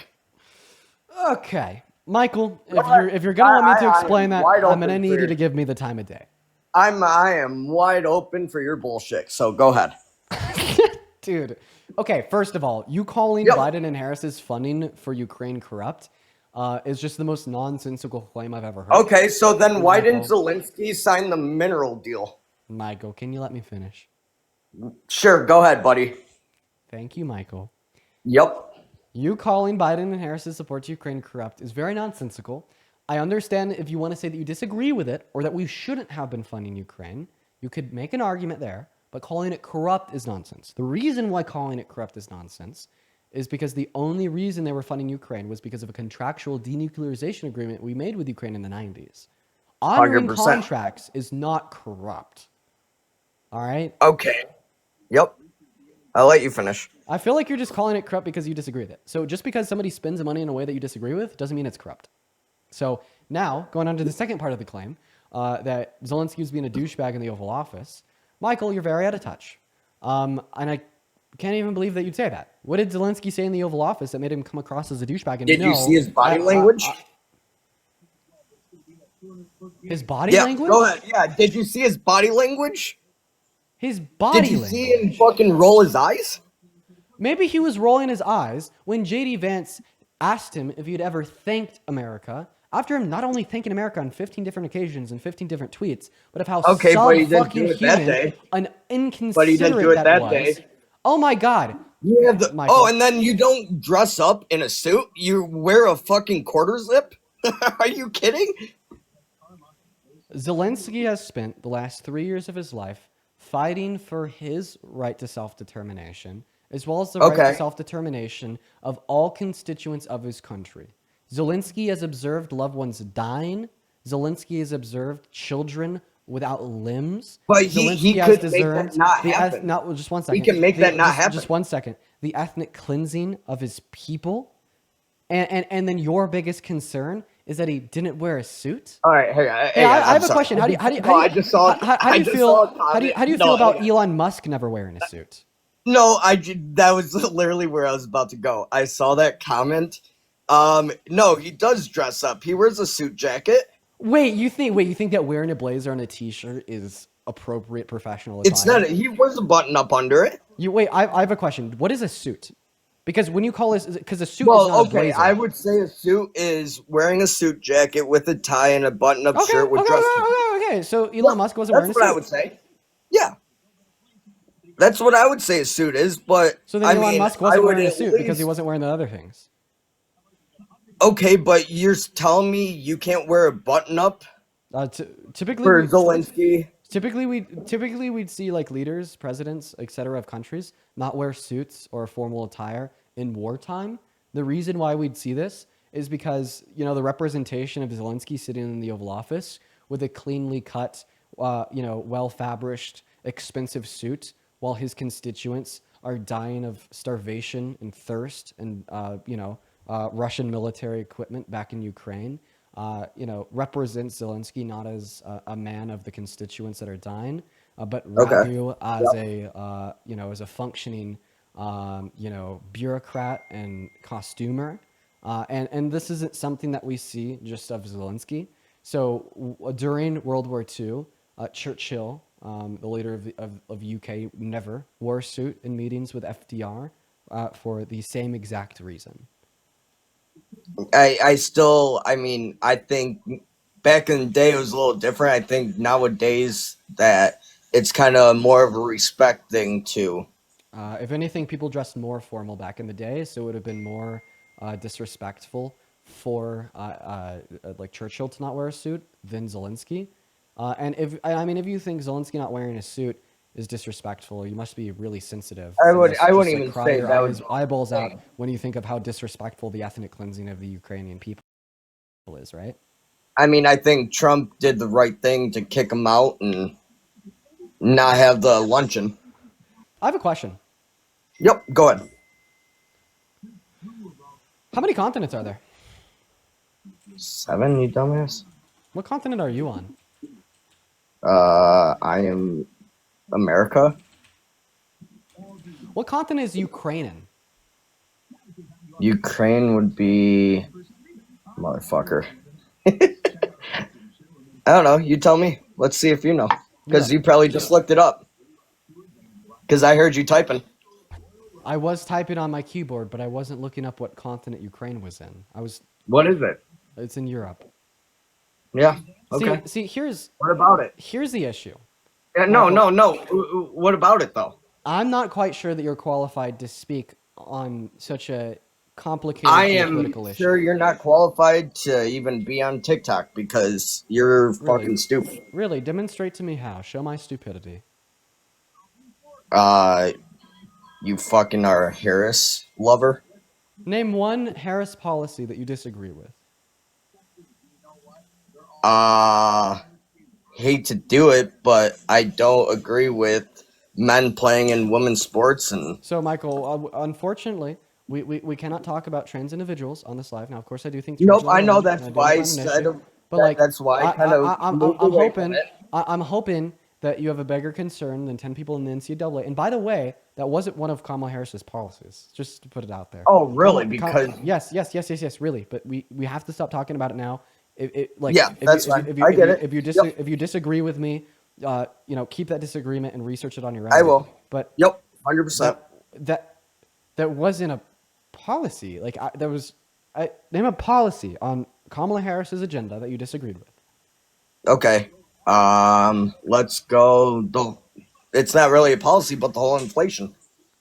So name a policy.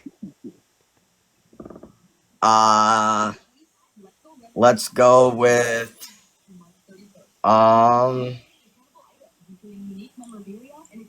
I would say there's a couple on top of my head, but by the way, you just got flagged for harassment and bullying just because you mentioned T women. I just want to let you know that. Isn't that? Yeah. I just saw that. I agree with it. I agree with it. Calling T women MEN should be flaggable. And the live, and he was banned. See what I mean, guys? So that's why we cannot talk about that particular topic on the live. That's why we cannot talk about that particular topic on the live. I just want y'all to know how quickly that shit happens. Now we're gonna move on to the next guest, but in the meantime, Anna, thank you so much for the $5 donation over on Venmo. It means the world to me. Thank you so much, Anna. Thanks from unfortunately Red Oklahoma. Well, it's good to see some spots of blue, right? Sid, thank you so much for the $20 donation over on Venmo saying hi, Dean. Hey, Sid, I hope that you're doing well. Thank you for the love. I want to see at least 200 big W's for Sid. And then John with the $15 donation over on Venmo saying thank you for fighting the good fight. I try. Thank you for the love, John. Thank you so much. As well as Mike, what's going on? Did you vote for Trump? Hey, how you doing? Yeah. Oh shit, real quick. Eric with a $50 donation. That's crazy. With the $50 on Venmo, saying nobody can compete with facts. Brilliant young mind. I'm in a workforce full of Republicans who regurgitate Fox News and prove them wrong every chance I get. Keep up the good work. Eric, dude, thank you so much for the love. That is seriously insane. I really appreciate you for that. In fact, Mike, could I get a big W, Eric, from you real quick? Mike? Yep. Could you say W, Eric, for me? I don't know what W. Eric did, so I'm not gonna. Well, Eric donated me $50. Well, that's good for you. Could you say W, Eric? Okay, W. Eric. Good boy. All right. So this dude couldn't answer a question, and he didn't know he didn't know what continent Ukraine was in. So that's pretty crazy. But a couple policies that I didn't agree with were tax on unrealized gains. That is insanity. Biden ran on that. Kamala Harris didn't run on that. I'm pretty sure she mentioned it, but once again, to be fair, wait, just let me speak, please. Okay. When Kamala Harris was asked what would you have done differently than Biden, she had nothing. She said she would not done anything differently. Therefore, I feel as if that's a policy that she would have also brought up. Yeah, you would have just given me a good argument if Biden never actually passed it. But that's something that he promised, but they never pulled through on. Yeah. So if she wouldn't have done anything differently than Biden, and Biden didn't pass the wealth tax. Well, they could have tried to pass it again, potentially. Well, potentially, but because we know, and that is potentially why I didn't vote for her. Because hear me out. Hear me out. How about you let me speak now? Okay, you go and I'll go. All right. So if we had no further information of her policy or agenda, you'd be right. She could potentially pass the wealth tax. But because we had her agenda at kamalaharris.com/issues, naming every policy she wanted to pass, and it did not include the wealth tax, you speculating that she wanted to pass the wealth tax is a conspiracy theory. I mean, there's a lot of speculation in this game of politics. I mean, a lot of people speculate. We try to speculate as little as possible. Yeah, but once again, people voted for Kamala because there was a lot of speculation of what Trump would have done. Speculation such as what? Anything related to abortion, right? So, for example, Arizona was a state that had voted for Trump, correct?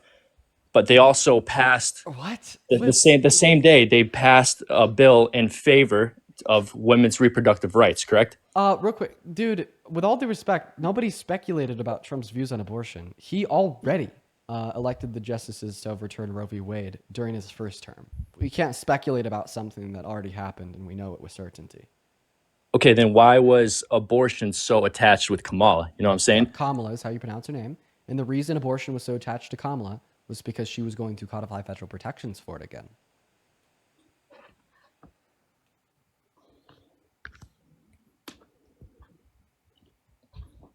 Cat! Okay. Thank you for the $20 YouTube super chat. I do appreciate you for the love. That is KAT. Cat says, we're talking about a guy who's fighting for his home and his people, and this guy's biggest concern is his outfit. Honestly, that made me really mad. Yeah, I appreciate you for the love, Cat, and I agree with the sentiment of the message. At least Okay. big So piece for Cat. the next policy of hers that I didn't agree with was giving. Hear me out. I am a real estate investor. I own a few rental properties, and I'm currently trying to buy another one. And as you may know, it is extremely difficult. You're competing with people who are doing cash offers. And I believe her policy of giving $25,000 for a first-time home buyers program, I think all that would do is inflate the price of a home by $25,000. You just put that premium on top. Okay, so you're wrong. It wouldn't have. You say that, but how many properties do you own? Are you a real estate investor? I'm very familiar with a lot of real estate investors. But I'd Do rather you not invest share yourself? the specifics. Thank you. Now, It's just the field that you're not in that you're trying to tell me about. I feel. You know what I'm saying? Well, actually, this Listen, is I'm a stock investor and I'm a real estate investor, and I voted for Mike. I the understand person who I feel. I understand go that ahead. you're pulling that authority on me because you're a real estate investor and I'm not a real estate investor. But I'll still be able to give a better argument than you. So I'd suggest you just allow me a chance to speak. Go ahead. You know what? Just because you tried to pull that rank in authority, tell me why you think that $25,000 subsidy would increase the price of new house by $25,000. Be specific. Well, it's pretty simple. You take the existing price of a home and you just add $25,000 on top of it. That's all that would do. Is that as specific as you want? I mean, I'm just letting you know what would happen. So why would that happen? Why would that happen? Yeah. I want you to explain your arguments. When you're handing somebody when you're handing somebody money out like that, all that's going to do is just create inflation, right? It's going to devalue the buying power and add 25K on top of what the house is already worth, because it's like a, you know what I'm saying? Wait. If that's going to cause inflation and devalue the dollar because of government expenditure, does that mean that it'd also add $25,000 on top of a 10-piece McNugget from McDonald's? I mean, with inflation going up, yes, it will. So You it'll make a so 10-count McNugget cost like $25,000 and what? Mr. If Professional, something- Mr. Professional, I think your argument's got to fall through here, Mr. Sir. Mr. Sir, real estate investor, economist, investor. Come on. This doesn't make any sense. I mean, if there's any type of inflation, the price of everything goes up. So yes, the price of your McNuggets will go up. Okay. I appreciate your explanation insofar as why you think that I'm not Kamala convinced Harris you is- understand how inflation works, or how inflation. Why do so many people just think I'm this idiot? I don't think you're an idiot, but I just don't think you understand how inflation works. Okay, bud. I'm going to go ahead and give a response to the argument that you just gave me. So the reason why I asked you to kind of flesh out what you think and how you feel insofar as how that $25,000 subsidy is going to add $25,000 to the price of new homes was because you pulled rank. You tried to say you have authority that I don't have, therefore I'm automatically wrong. And I had you try to explain to me how and why it was going to add the $25,000 to the price of new construction. And you just kind of said because it was going to devalue the dollar. And then also said it was going to make McNuggets cost $25,000. And I just think your explanation was incredibly outlandish Okay. and shortcoming. So I'm going to tell you Okay. why you're wrong. And you're wrong because of the following reasons. So the $25,000 subsidy was specifically for new homes, okay? And in a sense, you're right. So this $25,000 subsidy would marginally increase the price of new construction. Now, why would it increase the price of new construction? Well, because more people want new construction, okay? But it's supposed to do that. So you may ask yourself, why is a subsidy supposed to marginally increase the price of new construction? Because that marginal increase in the price of new construction incentivizes more developers to get out there and build more houses. Okay, and why do we want to incentivize more developers to get out there and build more houses? Because right now houses cost a lot, but because we have a supply shortage. We have a supply shortage because there's not that many developers going out there and building, and these massive corporations are buying single-family houses. So Kamala Harris's solution to this was to incentivize more developers to go out there and build and limit big corporations from buying single-family homes. But why would this glaring shortfall of this marginal increase in the price of new construction not be addressed by Kamala Harris? Well, it was addressed by Kamala Harris because if that marginal increase in the price of new construction was either equal to $25,000 or greater than $25,000, nobody would be incentivized to use that subsidy to go buy a house. Meaning that no new developers would go out and build new construction, meaning that no new construction would be more expensive. So, in order for that subsidy to increase the demand of new houses, it has to increase the price of new construction by less than $25,000, meaning there's still a net savings by the consumer. So that is why you're wrong. And that's why you shouldn't pull rank on me.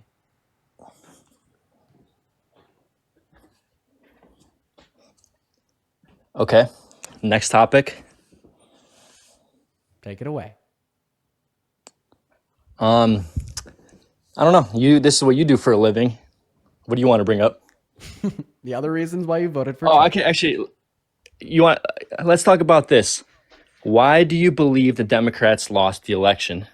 Oh, of course. Before I explain to you why, Traceless, thank you so much for the $20 YouTube super chat. I do really appreciate you so much. Saying the $25,000 subsidy would have been so good for Americans, especially those in lower income brackets. It would give us the option that many have not been able to previously have property. This would be good for the economy. Yeah, man, that would have been great for the economy. Like that would have probably allowed me to buy a house in the next couple of years. Not only because it would have been saving me money, but there'd be more new houses, bro. It would have been great. Yeah, I appreciate you for the $20. Anyways, I don't need 5. Yeah, Parker, I could get you up. Let me remove a couple of people from the box. Democrats lost the election because a lot of American constituents associated inflation in the country in the last 4 years is being caused by the Biden-Harris administration. By the way, Parker, I'm removing people. And this isn't unique to America. This is actually a phenomenon that we saw on the global stage. 2024 was a big election year globally speaking. Typically, incumbents win the election, but because of the inflation in the globe in the last 4 years, incumbents were rare to win. Because constituents of countries associated those economic impacts caused by the pandemic with the administrations. Okay, I do agree with that. Ultimately, I think that Trump won he was just on the side of normality, and I'll explain. So there's people who are Republicans who are going to vote for whoever the Republican candidate is, and then there's people who are Democrats who are going to vote for no matter who the Democratic candidate is, like yourself. So, yeah, what's going to happen I'm gonna is go put my MAGA hat on and be apolitical, Dean, on the side of common sense and normality. Absolutely. Okay, hear me out. So then what it comes down to is the independents, and it's the people who aren't necessarily into politics, who have hobbies and stuff like that, unlike yourself. And that is where Trump dominated, the college aged vote. And like I said, just people who aren't necessarily into politics. Wait, would you say that what is normal is going to be described as what is typical? Well, I'll explain what is normality. I mean, a lot of these topics you can't talk about. Would you say that normality is typicality? I think normality is believing there's two genders. I think normality. No, we're going to have that discussion in a bit. Right now, could you agree that... Well, that is part of my argument as to why... I just want to be hyper-specific here for a second. So normality, as a definition, is what is typical. If something is normal, it is typical. then like typicality, okay? Yeah, okay. Right, in the sense that we're describing is going to be the average, right? Yeah. Okay. And the average, or the median, as I should say, will account for like the 50th percentile, right? Sure. Okay. Well, that 50th percentile of voters in the 2024 election voted against Trump. 50.1% of voters in the election voted either for Kamala Harris or a third-party candidate. So if we want to be hyper-specific about the words that we're using, it was actually The thing about voting for atypical for one to vote for Donald Trump or for one to support his agenda. So voting for somebody other than Trump and Kamala, you're just throwing your vote away. Those candidates have no chance. We all know that. This doesn't change my argument. It was atypical to vote for Trump as he got a minority of votes at 49.9%. Okay, so the So then votes, when like you I say said, he won those because of votes. Normality. No, he was an atypical individual to vote for. I mean, that's why he won the popular vote. No, he didn't win the popular vote because what? That argument makes no sense. Did you just say he won the popular vote because 49? Did he not win the What? popular vote and the electoral college and win every swing state? Yeah, he did win the popular vote and the electoral college. Doesn't change the fact that a minority of voters voted for him. So the majority of people who voted for Kamala Harris or a third-party candidate. Yeah. voted for normality. No. And they voted for Donald Trump. No, wrong. Once again, a minority of voters at 49.9% voted for Donald Trump.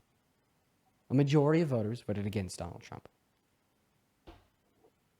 Okay, I don't quite understand this argument you're making, but What? How? This Like, is this is my advice to you. This is just my advice to you. I want to explain to me what you're not grasping. I'm just giving you facts. Out of all the voters in the 2024 election, 50.1% of them voted against Trump.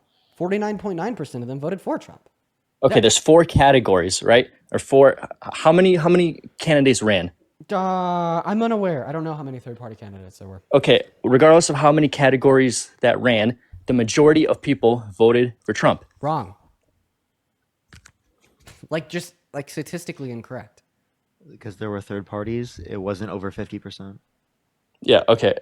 I understand the 50% thing. But out of the largest group, the majority of people voted for Trump. But the largest group wasn't the majority. Okay, let's move on to the next thing. This. All right, interesting.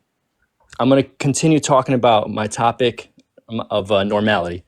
So, California's governor today, debatably one of the most left-leaning governors in America, went on the Charlie Kirk's podcast. Which, by the way, be careful. I feel the same way about Charlie Kirk. You're gonna get my live taken down, and you're gonna get the live banned. I'll try my best to. Funny use that you're code talking words. about Charlie Kirk. No. I feel the same way about you as I do Charlie Kirk. I Really? feel like other than politics, you guys have no identity. What? I've seen 100 videos of you, and I don't know. Good. I don't know care if you anything think about you. Hey, Mike, I understand. What I do on the internet is this. If I only saw you at work, would it be justified for me to believe that your life is only work? No. Dude, Please use your brain for 1 second, Mike. No. Think of reality in different perspectives. Don't just think of reality from the perspective that you have right now. What does Parker, that mean? I'm a person too, Mike. Yeah, like what?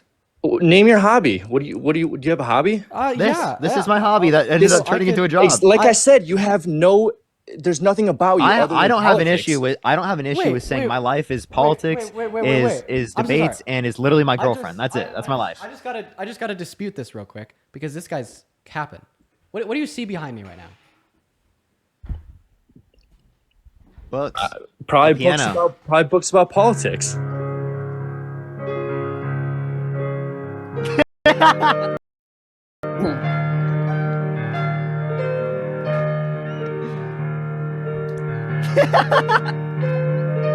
So why don't you post more videos of that? I feel like you'd get more respect.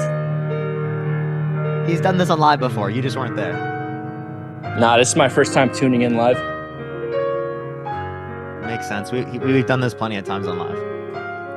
And I've even posted videos of him doing this, actually. On, my second account. Fuck you mean Okay, my so- identity is just politics? So all I said He's actually a chef, dude. He cooks a mean steak, bro. You should see that shit, dude. He kind of popped off last time, not gonna lie. All I said was I've seen 100 videos of you, and I know nothing about you other than Exactly. the This is debate. like going to someone at work and being like, dude, all you do is work. Well, no, All you because do is work. I You have have relationship. no reality outside of work. Like going up to a teacher, being like, "You have nothing outside of being a teacher. You don't have you don't have a personality. Nothing. You're just a teacher." Teachers talk about their hobbies all the time. I talk about my hobbies all the time. I don't know who you are. This just also happens to be my hobby, and you don't know who I am. What are you talking about, bro? How do you know who Dean is, but you don't know who I am? I've never seen you. I don't know. What? Dean and I are live together like every day. So, anyways, as I was saying, Oh, it's a little out of Charlie tune. Kirk I was gonna play had guitar too. I was gonna what's show his you a name? little bit more of my identity, but the guitar is out of tune, so I can't. Charlie Kirk had Gavin Newsom on his podcast or whatever that was. Yeah, and Gavin Newsom is And total L for that.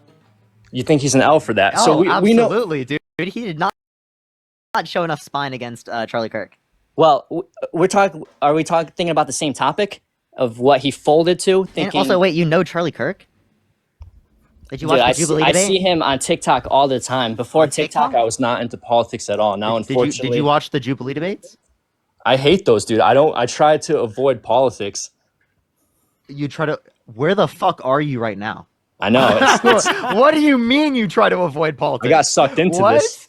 No, what do you mean you got sucked in? Like you didn't choose to sit in the guest No, I box did. and wait I did choose. until he got on the live? I did choose. It's like an addiction. It's like you don't want to do it, but unfortunately, Caleb, you thanks keep for doing it. Oh, so you're addicted to us? Aw. I'm addicted to just debating for normalcy, normality. Kylie, Okay, thank you really? for the $5 That's over on interesting. Venmo. But anyways, as I was saying, thank you for the so- $20 Venmo donation. And I do see it. I will not read it, but it is two. It is two. Thank you so much for the love. I do really appreciate you for the love, Meshi. Everyone, show some love to Meshi. MESHY. Thank you so much. You're addicted to me. So Gavin Newsom said the most normal thing today. No, he didn't. Yes, he. Dude, okay. What can we just? Okay. So you voted for Trump because of the culture war. Listen, man. Big part of it, yeah. Did you know that according to Trump, you're a female? What? You heard me. You're a female according to Trump. Would you like to know why? Okay, explain. Because the executive order that he signed into law to classify two genders, quite frankly, classified everybody as a female in a technicality because it said that your gender, or male, female, your sex. I don't know why he calls it gender. Anyways, they started the moment of conception predicated on the size of your sex characteristics. However, it's only at about 5 to 7 gestational weeks that the SRY gene either activates or inactivates, making there a distinction between the male and female sex. Yeah, that's why we both have nipples, right? Now, prior to 5 to 7 weeks, everyone has female sex characteristics, meaning that because under this bill, it starts at the moment of conception, before the SRY gene activated in both you and Parker, we're all females, according to Trump. Okay.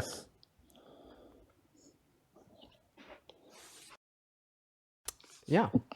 Damn, I lost my train of thought. So, like, according to Trump, no, there's not two genders. There's only one gender, females. So somebody brought this up earlier, and it's the topic of, can we talk about people who are GAY? Can we talk about that? Yeah, use the term lesbian. Okay, so lesbians. I think you were talking about, should we not teach kids that these people exist? I believe the age to teach your kids about when they exist is whenever they start learning sex education. Was that fifth grade hard or to so? disagree, because kids learn family dynamics. I think before- earlier than that, it's listen. not that necessary. Yeah, I think it is, because I think that kids learn family dynamics way before they learn sex education, as like family dynamics are not inherently sexual. And like the family dynamic of like having two fathers, two mothers, or mother and a father are going to be important to the development of our children. He just left, so. Okay. Yeah, we're going to move on to our next guest. And of course, like the reason why I'd preface the importance of teaching non-heterosexual family dynamics to our children is to normalize non-heterosexual family dynamics. And if you disagree, you just agree with heteronormativity. And if you agree with heteronormativity, you have to argue, right, that non-heteronormativity is immoral. You'd argue that by saying that being lesbian is immoral. And I would implore anybody to come up here and defend that position and see how far you get. Yoshi, thank you so much for the 28 Canadian dollars on YouTube Super Chat for bringing up the SRY gene at all. That rules. Hell yeah, dude. Best counter argument ever, quite frankly. Thank you so much for the love, Yoshi. I want to see at least 270 big W's for Yoshi in the chat. Also, I don't know where Parker went. He probably got a phone call. So in the meantime, we're going to get our next guest up in here. What is going on, DJ? Did you vote for Trump? Okay, DJ's not even in here. What is going on, RUF? RUF, did you vote for Trump? It's Rufaida. Thank you. Rufiva? Is that how you pronounce it? Rufaida. Say it again. I'm so sorry. Rufaida. Rufiba. Did I say it right? Rufaida with a D. Rufaida. Rufaida. Yeah. Rufaida. Okay. Rufaida, did you vote for Trump? No, I'm Canadian. Sorry. No worries. No worries. I like your name. I like your name. We're going to move on to the next guest. Everyone just give us a minute. We got Sarah loading in. Kiara, thank you so much for the $10 over on PayPal. I do appreciate you so much for the love. Kiara, thank you so much for the love. All right, awesome. Just right after you learned her name. Well, I actually do enjoy learning like the pronunciations of names that I'm not that I'm not knowledgeable of. I think it's like, just education that's good to have. What's up, everyone? Chat, today was an interesting day. Today was an interesting day. I don't want to take over Dean's Live, but I have so much to say. So did you get all the clips from it? Well, I'm gonna get them tonight, I think. Bro. Man, you gotta post them all. I'm gonna be posting them tomorrow. Video for YouTube. I'm gonna be editing tonight. Nice, man. Nice, man. What's going on? Will and Lisa, did you guys vote for Trump? Well, feel free to leak to the chat if you want. People want me to spill the tea. Okay, let me turn my live, everyone. I gotta turn on the YouTube live. All right, here. Let me go to YouTube real quick, and then I'll say everything. So give me 1 second, everyone. I'm almost there. Live. Oh damn, guys, we've been live for a minute. How long have you been live? Over 4 hours. I didn't even. I kind of calculated my time on live wrong. Dang, nice. Yeah, man, I've just been having That's actually sick. I've been having a lot more fun with this setup. It makes my streams a lot more easy for some reason. I think I just really didn't like staring at a phone so close to my face. Bro, I feel you. All right, everyone. Gonna let everyone know. Yes, today was absolutely wild. Okay. I saw that Charlie Kirk was going to be at California State University, Northridge, right? And I know where that is, right? And I saw that he went to. Hold up, Hunter. Can you please me? They didn't. I think they accidentally did that. And crazy shit happened. So I pull up. I know that he's going to be there, and I know he's going to be in a certain area, right? Because he went to USC. So I pull up. I have like someone there recording for me. Okay. So I hired someone to record for me, and I literally got a recording of me debating Charlie Kirk, and it was crazy because within, I'd say 8 minutes, he kicked me out, and he had the people escort me out. So don't worry, there's some crazy fucking shit that was there. Also, like, there's a bunch of people there. For anyone that was there that's watching this right now, I just want to say hi, thank you. It was nice meeting you. There's like 30, 40 people plus that took pictures of me. There was so many fucking people that recognized me. It was unbelievable. It was really fucking cool, honestly. A lot of cool people there. Like, on the outside. Like, not Turning Point people. And then, like, all the people who had MAGA hats on, I would ask them to debate me, and, like, practically all of them said no. They were all, like, not wanting to debate. And it's like, bro, like, you showed up to a debate thing with a MAGA hat on, and you don't want to debate? Interesting phenomena. That's I can go into specifics about everything, but like chat, it's crazy. Some of these clips are insane. Like to give you all the first thing, I asked him specifically like if he thought Elon Musk did a Nazi salute, and he said no, and I asked him to do it. Okay, so just letting you know, there's a lot of crazy shit that's gonna be in this video. Okay, a lot of crazy. That's just one fucking thing. There's other crazy shit. He wouldn't answer my questions. I don't want to spill everything because I want y'all to see it, you know, right? Like, but like, yeah, a lot of crazy shit happened, chat. It was unbelievable. I don't even know how to say it. There's like, I have background stuff. I've literally had like 30-minute conversations with two random Trump supporters. Low key, one of them was like real, or both of them were like really nice. But like I got a lot of clips for this, everyone. Um, that's practically the tea, y'all. That's He awesome. kicked me out though. That's I can't wait the to see whole. that. I can't wait to see that. And I said that you're scared. I said he's scared to debate us, and I said like debate me anytime, any place, any podcast. And he's like, no, I only debate people Did who you are in reference me good by faith. name? I don't think I did. Bro, well, you should have pulled the I fact. forgot on Office. Yeah, You- I you- forgot. I forgot on the spot. You should have referenced after that the fact that he said on a podcast that he thinks I'm intellectually honest and would talk to me. I should have brought that up. I did talk to his manager after. I appreciate the sunglasses, and said that like, oh, he doesn't know like whether or not he's gonna debate. Up to Charlie completely.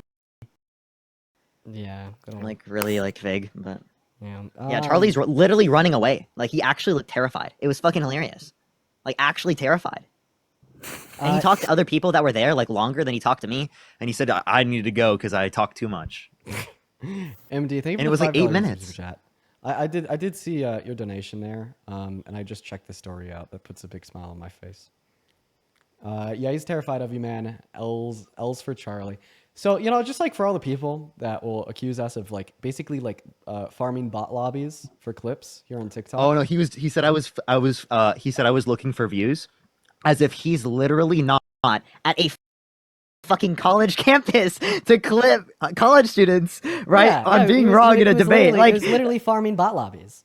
Dude, like I'm sorry, you cannot tell me I'm the one looking for clips, right? And looking for clicks when you're literally doing that. Like what are you talking about? Man, I don't know. I hear that a lot, but like people need to realize me and Parker, we'll debate anyone. Literally any soul alive. I like unless it's for some other reasons, like they don't debate, they just rage bait. Like I debate them. You know, They're what I just, mean? like, insane. So yeah, so with Parker, unless like they're so insane it goes. If they're far. willing to debate, I'll debate, and I'm willing to debate. I'm literally going through points, and you just can't answer them. Yeah, and you know, hope today proves it. Maggie, what's up? I appreciate you for being patient. Did you vote for Trump? Hi, yes, I did. Okay, why is that? So I, on the political spectrum, would say I fall more libertarian than strictly Republican. Should I vote for Trump then? Well, if you could let me finish, please. Of course. That would be awesome. Thank you so much. The big issue for me, though, this past election cycle was the issue of abortion. And I know your thoughts on that. I can kind of guess everybody else's thoughts on it. Maggie, how would a libertarian vote on government control? More or less? All right. Less, but Which my candidate but offered until less it comes to government the life control of another. Okay, then you could have just gone without mentioning, libertarian part. That's fine. Why do you think abortion is wrong, Maggie? Because I truly believe that a child is created and meant to be at about 3 weeks after conception. Yeah, I'm gonna guess here because you didn't give me much there. You like Christian? Yes, I am. Okay, Ashley, thank you for the $20 donation over on PayPal, saying I already hate her. Jesus, well, I appreciate that. Ashley. Why? Where in the Bible does it say abortion should be illegal? I was actually going to ask another question, but answer Parker's real quick, and then I want to ask you a little bit of a dialogue train. Okay. One area is that you are created in your mother's womb. We know that God does that. And so I do believe that he has done that, and he has a plan for every child that he creates in their mother's womb.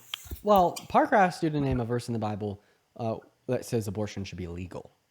But I want to run You were the knitted same... in your mother's womb. There's room for interpretation. I want to run the same issue Parker's running in a little bit of a different fashion. Okay. And if you are you Catholic or Orthodox? If so, I'll just put the mic back to Parker. But if you're like Protestant or non-denominational, I want to ask you a follow-up question. I'm Protestant, Presbyterian. Great. So do you agree with the New Testament where it says all sins are equal in the eyes of God apart from blasphemy? Yes, absolutely. Do you agree that it violates the Ten Commandments to bear false witness or to lie? Yeah. Do you agree that it violates the Ten Commandments to murder? Yeah. Does this mean in the eyes of God that lying and murdering are equal? Yes, they are. Should lying be illegal? Telling your kid that Santa Claus exists? No, because I don't believe that the government is strictly Christian, but I do Great. believe that So they then why have should abortion? the responsibility to protect the lives of others. Well, I just want to clarify. If God does not distinguish between telling your kids that Santa Claus exists and getting an abortion, what symmetry breaker exists to justify leaving one to be legal while criminalizing the other? Because it's about protecting other lives that are innocent. Well, seemingly, protecting innocent lives is just as valuable as protecting against liars. Not really. Well, you just told me that God sees lying and murdering the same in his eyes. So what do you mean, not really? Are Yes. you making a judgment that God doesn't make? And if so, who's right and who's wrong? You are the perfect creator. That is your logic. One of the things I feel like you do is you take things, you twist the logic of it. You No, need to I'm look just a little making more sense. black and white, though. I'm actually looking insanely black and white. You told me that God does not distinguish between murder and lying in his eyes, right? No, because sin is anything that you do to separate yourself from God. Perfect. That's However, all I need. Oh, we are is there however? also told many times in the Bible that we are not to harm others and not to harm our brothers. Just as you're told many And times in we the Bible do not to bear know false witness, and it's one of the Ten in the Commandments. gospel, Jesus does mention that the greatest commandment is to love God, but the second is to love others, which would include not murdering. Oh, okay. So And now it would do you- also include not lying, right? yeah, because it's like if you're lying to somebody, you don't love them. Not always. Oh, okay. So lying isn't a Ten Commandment. That it's so a lying Oh, it isn't a is. sin essentially. It is. Oh, wait, is Okay, it? so then all sins are equal, right? Yes. Parker, I already ran Okay, through so this. then the sin. Well, I just want to clarify with her again. The sin of lying is the same as the sin of cheating, right? Or not cheating. Sorry, not cheating. I meant to say murder. Yeah. Okay, so then why should one be illegal and not the other? Because of where the government should have control. I don't think the So government- you separate religion and church, right? Or Yeah. church and the state. Sorry. Yes. Okay, so if you separate the church and the state, well, then why are you using religion in order to justify your worldview? To justify In what the terms of state should do. like it being murder, like Yeah. it being wrong, or Yeah, it being illegal. Because at the end of the separate day, church and the state, I why are you using believe the that church is to dictate what harming the an state should do? innocent life. But, Yeah, you can but it's think just as that, wrong but it as shouldn't lying. be illegal because of that, because you don't believe in church and state being one. You believe in separation of church and state. But I do believe that there are still morals. But listen, Okay, Lives what are morals influenced outside by of our your religion. wait? You think there are morals outside of your religious belief? No, I believe morals No? are influenced by your religious belief. I don't think, when I say I don't think that church and state should be, I think that they should be separate. Listen, the point that Parker's getting at here is like the point that Parker's getting at here is you can make a judgment. A judgment being that the government does have a right to, or does not have the right to, use religious moral beliefs to influence their legislation. Okay? But when you make that judgment, you have to hold a clear standard. So if you're telling me that the government has a right to legislate on some sins but not others, but these sins are viewed as equal in the eyes of God. Now just allow me to finish. Please allow me to finish. Okay. If you're telling me that the state has the right To legislate on some religious sins, but not other religious sins, but these two same religious sins are just as wrong as one another, what standard are you using to determine what sins the state can and can't legislate on? Because if your response to this is, well, I think the state should be able to legislate on saving innocent lives, well, okay, but isn't saving innocent lives the same thing as preserving honesty? Because lying is just as bad of a sin as murder? But one thing that we do need to clarify here, though, is I believe it's in Judges, but I'd have to look that up. I'm not great at rote memorization, so I would need to look up the exact verse. But in the eyes of God, all sin is equal because sin is anything that separates us from God and from being created in his image and that perfect image that he made us in. Anything that changes that. However, in the eyes of the law, there is a difference. Right, but if there's a difference in how wrong murdering is compared to murder in the eyes of anybody but God, I'm going to assume that they would be wrong then, right? Because God is perfect, God is all-knowing, God is never wrong. If God sees murder just as wrong as lying, obviously we should too, right? No. No? Well, In the eyes of the law. Wait, so with what foundation can you say that murder is worse than lying? There is stuff in the Old Testament about how we as humans are supposed to judge these things. Are you talking about Levitical law and how we as humans are supposed to like fucking kill people if they don't go to church on Sunday? No, and eat shellfish and like wait, can we reference slave and Israelis? Different can we reference of that, and you have to understand the context of it. Wait, can we reference Numbers 5:16 through 22, where God says that you should get an abortion if there's an adultery? Can you explain the context of that? I did. Wait, how about you give us the context? Wait, Maggie, I'm so sorry. I did. Verses the entire chapter. Maggie, no. You give us the verses in the context in the Old Testament. Yeah, let me pull it up. Where God says that we're supposed to judge things differently. Because you don't get to state an arbitrary belief that somewhere in the Old Testament, God tells humans that they're supposed to judge sins differently insofar as the applicability to a criminal justice system. But then when Parker gives you a counter argument and he cites specific verses from the Old Testament and gives you context, you're like, you got to give me more. Okay, then you got to give us more. Show us what specific verses in the Old Testament state that humans are supposed to use our subjective interpretations of how wrong a sin is to dictate legislation in the criminal justice system. Yep, give me a minute to get my Bible out.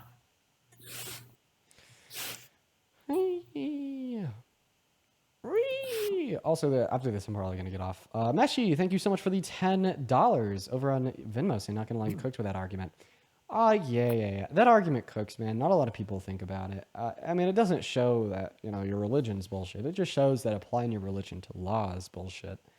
That's kind of like the foundation for separation of church and state, because you cannot effectively legislate off of any religion. It's literally impossible. It is quite literally impossible. It's antithetical to the Bible, to the Quran, to the Torah. There's no applicability for them in a criminal justice system, because the Bible, the Quran, and the Torah don't account for the imposition of punishment and consequence on earth for sin. And that's just the big issue. So, I mean, like, even for like the Christians watching and whatnot, be Christian, do your thing. But you will never be able to justify operating a criminal justice system and laws on Christianity.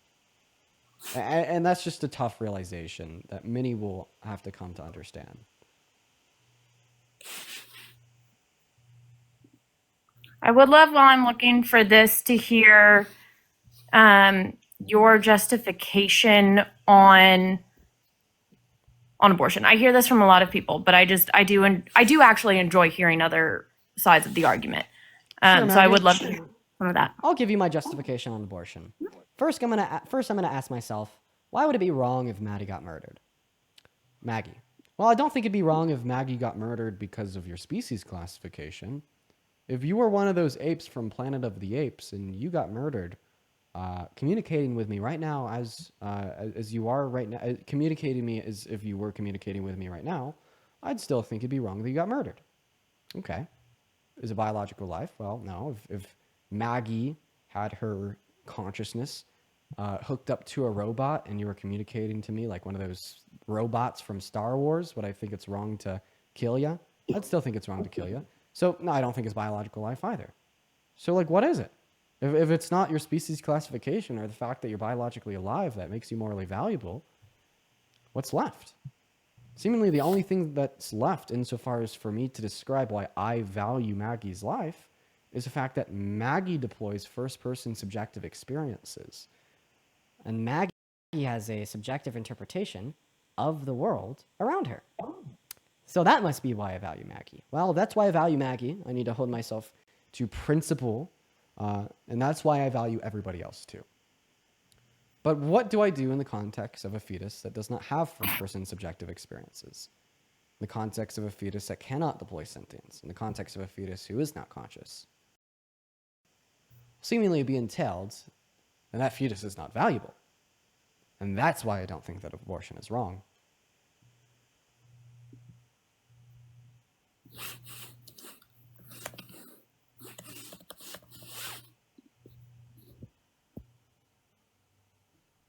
Wasn't that an interesting explanation of the pro-choice worldview you probably never heard before?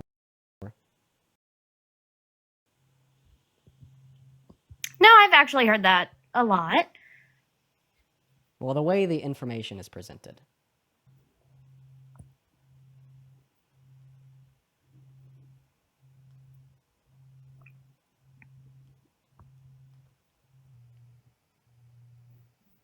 Well, I guess I presented the information in such a way that you cannot rebuttal. I know that much. I could. Okay, so do it.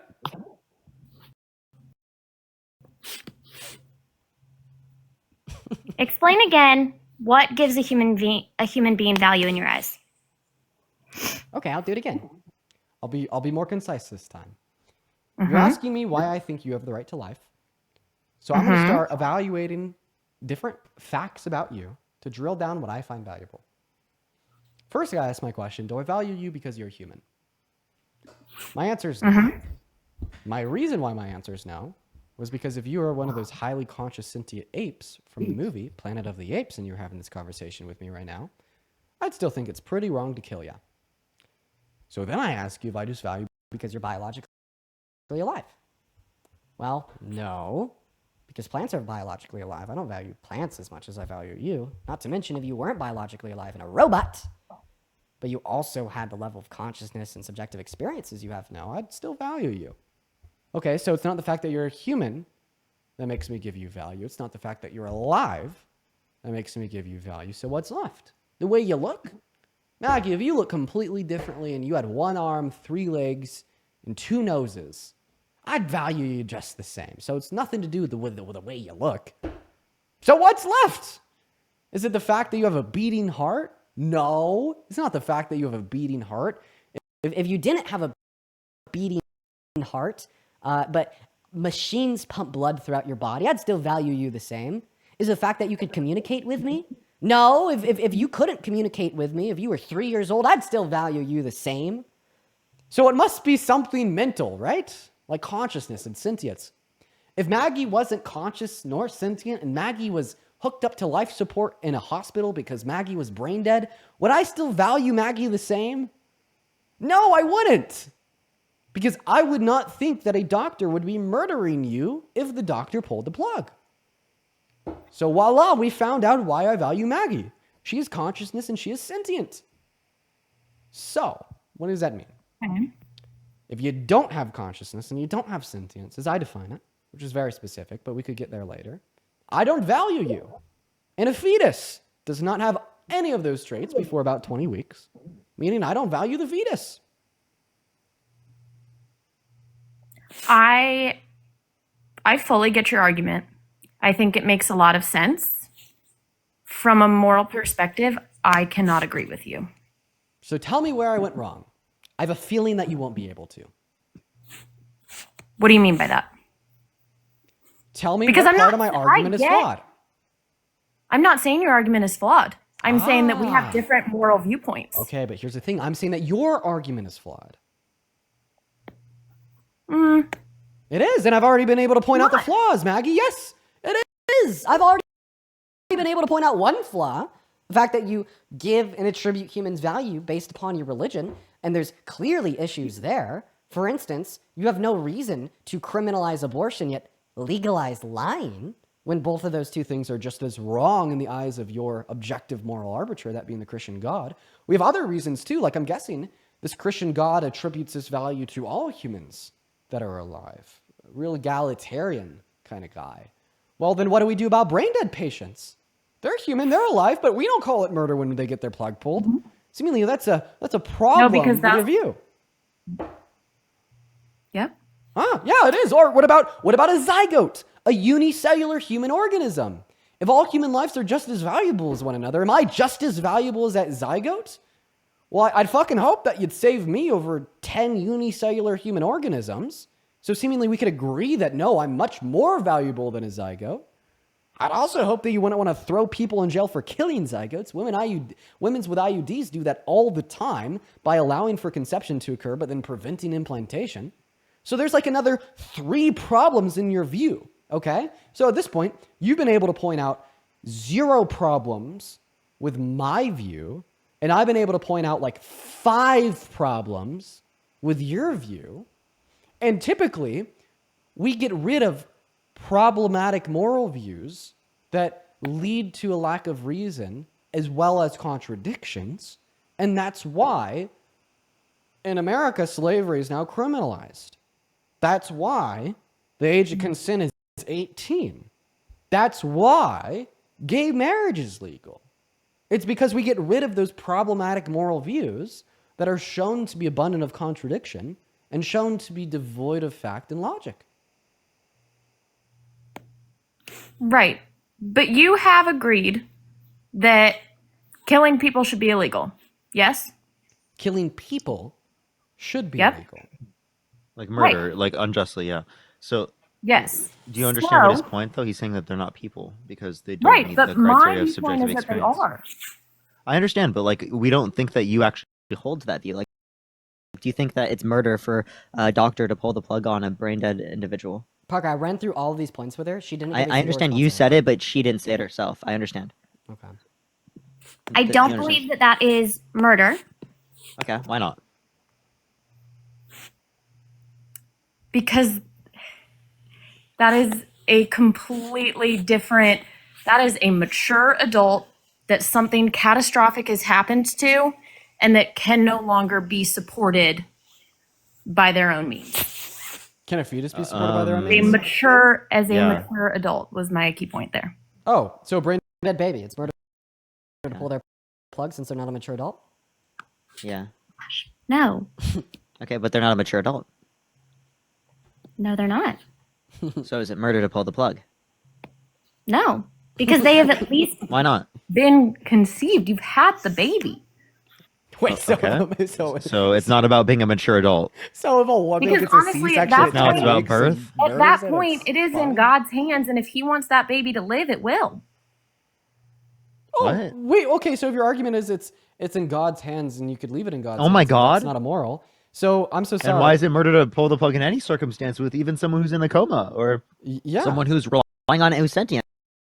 Like, leave it in God's hands. Like, or if my child requires medication every day to survive, is it okay? No, just leave it for in me to God's just hands, right? Stop giving the kid medication to leave it in the God's No, that would be neglect. That would be bad, right? That'd be abusive. Because we've been given these things that can heal stuff. Just like Yeah. we've been giving life support for brain dead patients. Yeah, but then it's a so you don't leave it in God's hands. You do it yourself. No. Okay, would you tell like someone if they got into a car accident to go to the hospital? Why not leave it in God's hands? Depends. Why not leave it in God's hands? They got into a bad car Because accident where I they do could think that die. God has Should they given- leave it in God's hands? Gifts. God has given gifts to surgeons and doctors to do things. So then they People should are go to the him. hospital or they should not, and they leave it in God's hands. If it's life threatening, yes. You go to the okay, so then you do humans. Humans do it. You don't leave it in God's hands. You do it. But I do think those hands are guided by God. Okay, I thought free will exists. Yeah, free will absolutely. How is it free will if it's guided by God? Because couldn't God just guide us Guided, to? not controlled. There's a Can't very- God just guide us to not sin in every circumstance? No. Why not? Free will, right? Okay, so God can't guide us. We have free will. Okay. But He is guiding us. I mean, if I follow closely, Yeah, I'm dude. going to be a lot more successful at not sinning. Did God guide Hitler's hands? No. Why well, not? okay, I'm not saying, and you're going to take that out of context. Hitler chose to not follow him. To not follow God. I'm pretty sure that Hitler was a Christian. Not a true Christian. A lot of Yeah, people I'm fine with that. I'm fine with that. I'm fine with you saying that Hitler was not a true Christian. I support that. I condone that. I definitely think that that is a good position. Well, for couldn't you to say hold. the same thing about Trump? What do you mean? Do you think a Christian repents? Yes. If they don't repent, are they Christian? No. Okay. Did you know that Trump said, I can show you the C-SPAN video, Right, that he has never asked God for forgiveness. I did not know that. I don't know that I fully believe that he means that in the context of never, ever, ever, ever, ever in his life over. He literally said that he's never had to ask God for forgiveness for anything. You have to add a few evers onto it. Yeah, Oh my God. you just gotta add a That couple was more crazy. evers. You just gotta add a couple more evers, yeah? God damn. Josh, thank you for the $2, and Josh another Dude, thank you for the $2. you can't be serious. Oh my You God. you literally cannot be fucking serious, Maggie. Cut me a break, bro. God damn. Ever. Yeah, I'm gonna use that next time. This is why, I don't get involved in politics because especially in the comments, the kind of personal hate just really bothers me. Those and that's on comments- both I'm sides. sorry. Can you address that? What you just said was crazy, though. I get that. Those comments are brutal. I get comments exist, but we were just having a conversation, right? No, I get Yeah. it, man. Those comments are they're bloodthirsty, dude. But see, they only get more bloodthirsty when you call them out.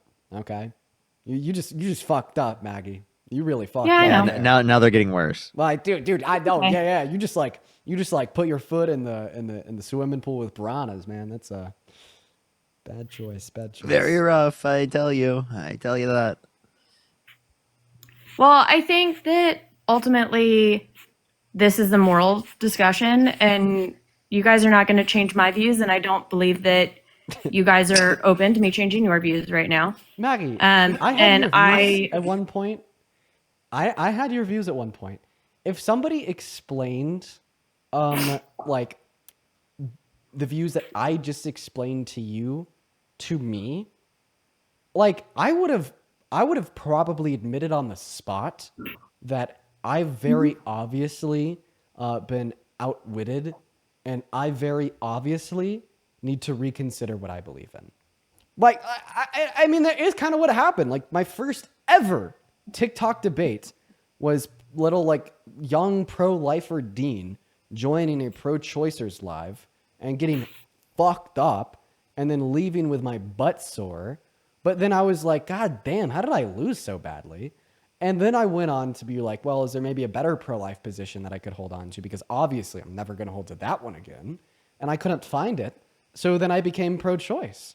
But I feel like when, there's these discussions where you're just left gagged, silent, nothing to say, nowhere to go, no rebuttal to possibly give. And then you're just like, well, I have mine, you have yours, toodaloo.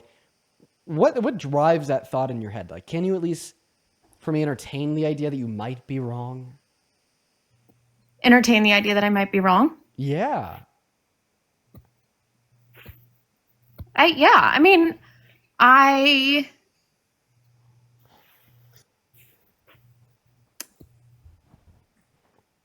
am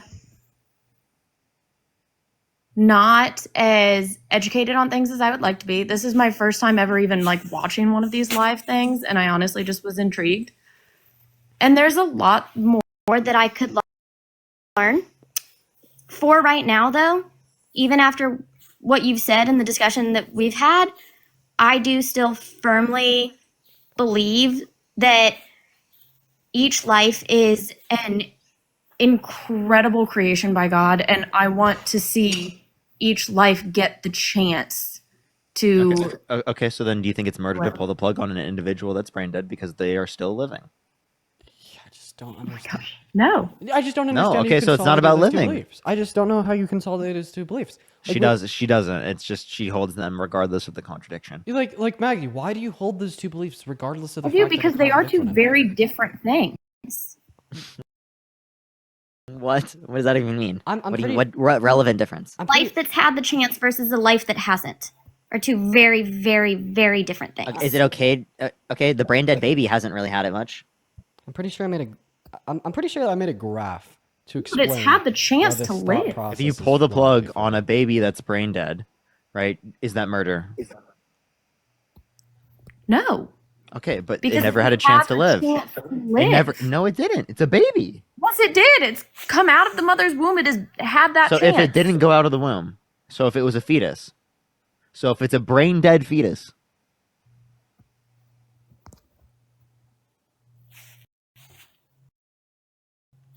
What? A brain dead fetus. Stand in line with me here. I have a graphic that I want to show you, Maggie, to kind of explain where you're going wrong. And I'm hoping that it'll be a benefit to yourself. Alexandria, thank you so much for the $10 over on Venmo. I want everybody to show some love to Alexandria. And if you want to support the stream, support the mental anguish. you can actually put stuff behind you now. I can, yeah.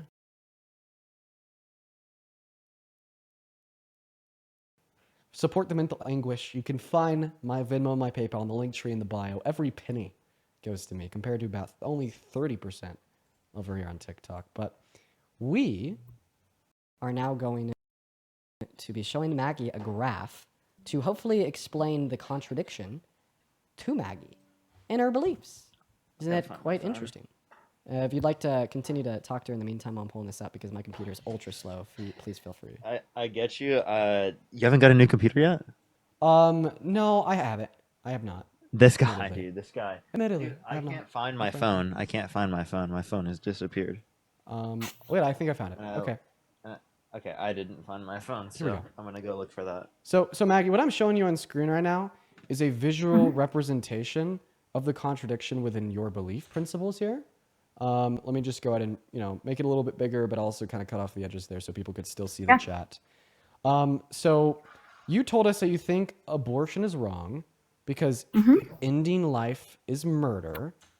Okay. And this graph kind of explains why that thought process is fundamentally flawed. Oh my god, I'm so stupid. And in the context of the fact that you do not think that pulling the plug on a brain dead patient is murder. So so these first two boundaries right here, that first bracket is the all-encompassing nature of your moral principle. And what that is supposed to visually demonstrate is that when you hold moral principles, these moral principles are supposed to always be true. Okay? But a consequential belief of this moral principle is that abortion is murder because it's killing a fetus. But another consequential belief born out of this principle is that pulling the plug on a brain dead patient is murder because they're also ending a life. So do we understand that if you don't think that plug pulling is murder, that means that you don't think ending life is murder, which means you don't have a foundation for your claim that abortion is murder. See, I honestly don't think that makes sense. I think it makes perfect sense to say that abortion is murder and plug pulling is not murder. So you're like, so what you're saying is ending life is murder, and for that reason, abortion is murder, but plug pulling is not murder, even though it's ending a life. Do you understand how that contradicts one another? Oh, that's a direct contradiction. I mean, my mom is an ER nurse, and I have heard so many stories of pulling the plug, and by a miracle, that person, their brain starts to kick back up and they're fully alive again. So that just means that they were misdiagnosed. It doesn't mean it was a miracle. But I'm really trying to drill this point in. Let me find another way to kind of describe this through the use of a meaningful analogy here. So my favorite color. Let me. What's a good way to do this? I don't even know. Just because it's just such a simplistic analogy. I can't even like find an analogy. I don't that's know. more I don't think simplistic there's than another this. way we could address it. To be honest with you. All right. Well, Wait, I have to wait, go. I found a way. I found a way. I have So work imagine stuff that you that I have believe. to do. Wait, real quick, Maggie, before you have to head Okay. out. So, I believe that all red shoes are beautiful. Okay. Okay. And Okay. for that reason, I really love red Converses. Okay. Okay. All right. Would you also say that because I think all red shoes are beautiful, that I'd also have to find red Adidas beautiful? No. But that's the complete. You can't compare shoes to a person. Would you just answer my question? If I believe that all red shoes are beautiful, would I also have to believe that red Adidas shoes You are believe that beautiful? all red shoes are beautiful? Yeah. Okay. Why? Wendy, thank you for $10. Thank you. All red shoes are beautiful. And then red Adidas are red shoes. So that would fall under the category of all red shoes, right? Yeah. So, but when you say that ending all human life is murder, you have to say that pulling the plug is murder because that ends a human life. And that falls under that category of ending all human life is murder. But by pulling the plug, you are not straight up murdering the person. You are not stabbing them and killing them. You are taking away the extra supports you've given them and giving them their Okay, own. can you do that with a fetus? Like, for example, if a mother were to stop giving her resources to the fetus or the embryo, right, and that's how they died, is that okay? Right. You're okay with That is that? a completely different thing, though. Okay, are you okay with the abortion pill? That I actually do have mixed feelings on. I'll be honest. It's just not making sense to me. I'm sorry. Okay, I want to ask That's you okay. a question. So I'm going to give you 3 premises, and I want you to tell me what fact they imply. Premise number 1, Socrates is a min. Okay. Premise number 2, all men are mortal. Mm-hmm. What do we know about Socrates? What's the conclusion of those 2 facts? That he's mortal. I'm surprised you knew the answer to that. Okay, Maggie, I'm going to be honest. You cannot track logic.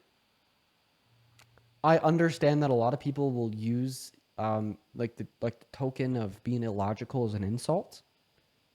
I'm not using that as an insult against you. I'm being honest with you. I fully can track logic. You can't. And I'm not. Listen, this isn't even like sassy Dean. This isn't even mean. Dude, Dean. you know how many times I try to do this and Like- people still think I'm like going crazy? Like, I'm like, dude, no, I'm just trying to explain to you right now. I promise you, I'm just trying to explain to you right now. I'm not trying to be rude. Yeah, like you can't track logic, and for that reason, we're gonna go ahead and have you step down off the live, Maggie. I absolutely can track logic, but I am sorry you guys feel that way. And I hope you have a great rest of your night. You as well. You as well. Have a great day. Bye. She was really nice, though. She was Very nice. very nice. Man, I have a bad headache after that one. Yo, Parker time 10. Thank you so much for the $50 YouTube super chat. Let's saying, go. Go buy yourself another steak. I was actually thinking about doing steak for me and the girlfriend tonight.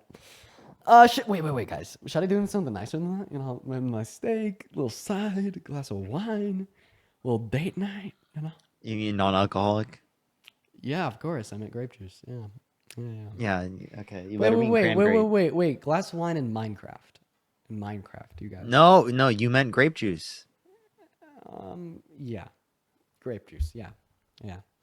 Thank you for the $50, though, Parker. I want everybody to show Lobster. some love. Big love to Parker. You're Big welcome. love to You're Parker. welcome for the $50. It wasn't even from you, okay? You're stealing. You said Parker. You said But it Parker. was You didn't another say Parker time. It's Parker time 10. You didn't say Parker time. You said Parker. Lisa, So thank you for the $20 donation over on Venmo as well, saying, I'm a vegan because I value all life, but I'm pro-choice. So by your logic, are those beliefs contradictory?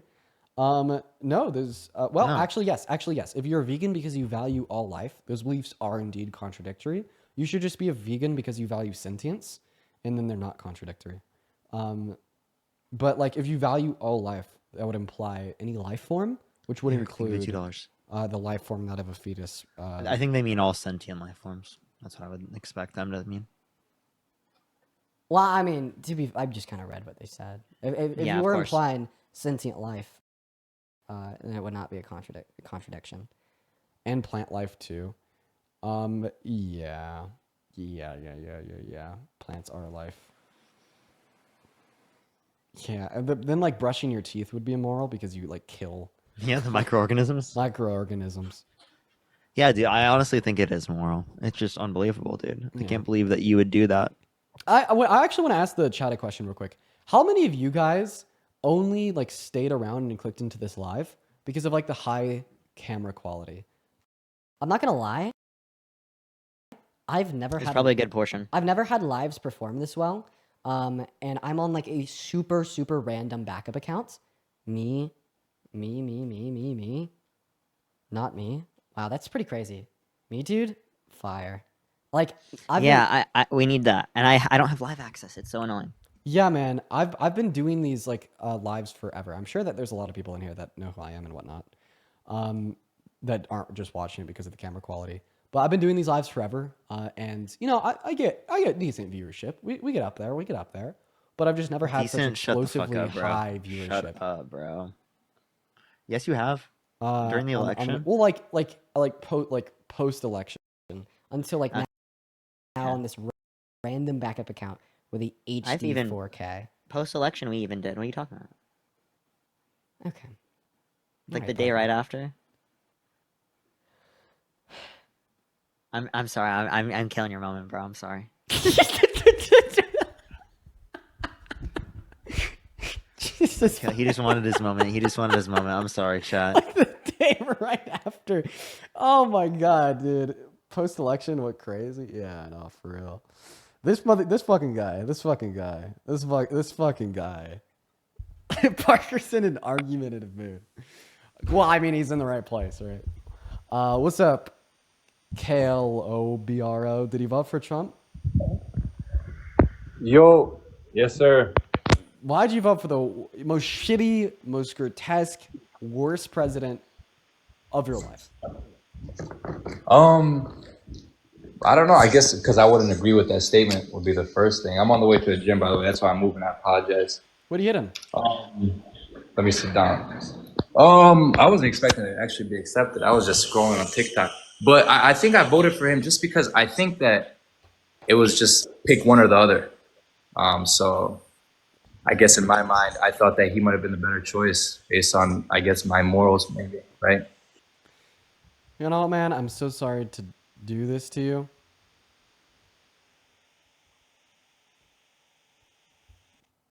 I had to kick him. And the reason I had to kick him is because I looked at the time. It is 6. I told my girlfriend I'd be off like 40 minutes ago. So. Yeah, get the fuck off, bro. Yeah. Send them all over to me. Hey, everyone in the live right now. I'm about to go live right now. Don't worry. We're about to be here. We're on YouTube. Parker Get a Job. We're going to be on TikTok. Parker Get a Job. And also, everyone go check out my Snapchat. I just dropped it. Parker Get a Job. Love y'all so much, everyone. I'll go there right now. Love y'all. For the Charlie Kirk video dropping tomorrow of him literally kicking me out after I destroyed him in a debate. For everybody watching, I'm going to send you guys over to Parker's page momentarily. But before you go, everybody, just wait. Don't leave. Just stay. No bye-byes. No see you laters. Not just yet. For everybody watching, hey man, I appreciate you guys for joining today. I have been enjoying these debates so much as of recently. And a big reason why I've been enjoying these debates is because of you guys. I love the great community that we've been able to cultivate here. So just know I appreciate you guys. On your way out, hit that follow button. I just randomly started going live on this account compared to my other TikToks. And I've had a lot of people asking of where to find me. So make sure you follow this account at DNCDean on TikTok so you know where to find me in the future. You get the notifications. You'll be here every time. Hit that follow button. Now go show Parker some love. You could find him on TikTok at Parker Get a Job. If you're one of the 1.7 thousand people watching on YouTube and you're watching live, you could find him on YouTube at Parker Get a Job as well. And I love you guys. I'll see you tomorrow. Take care.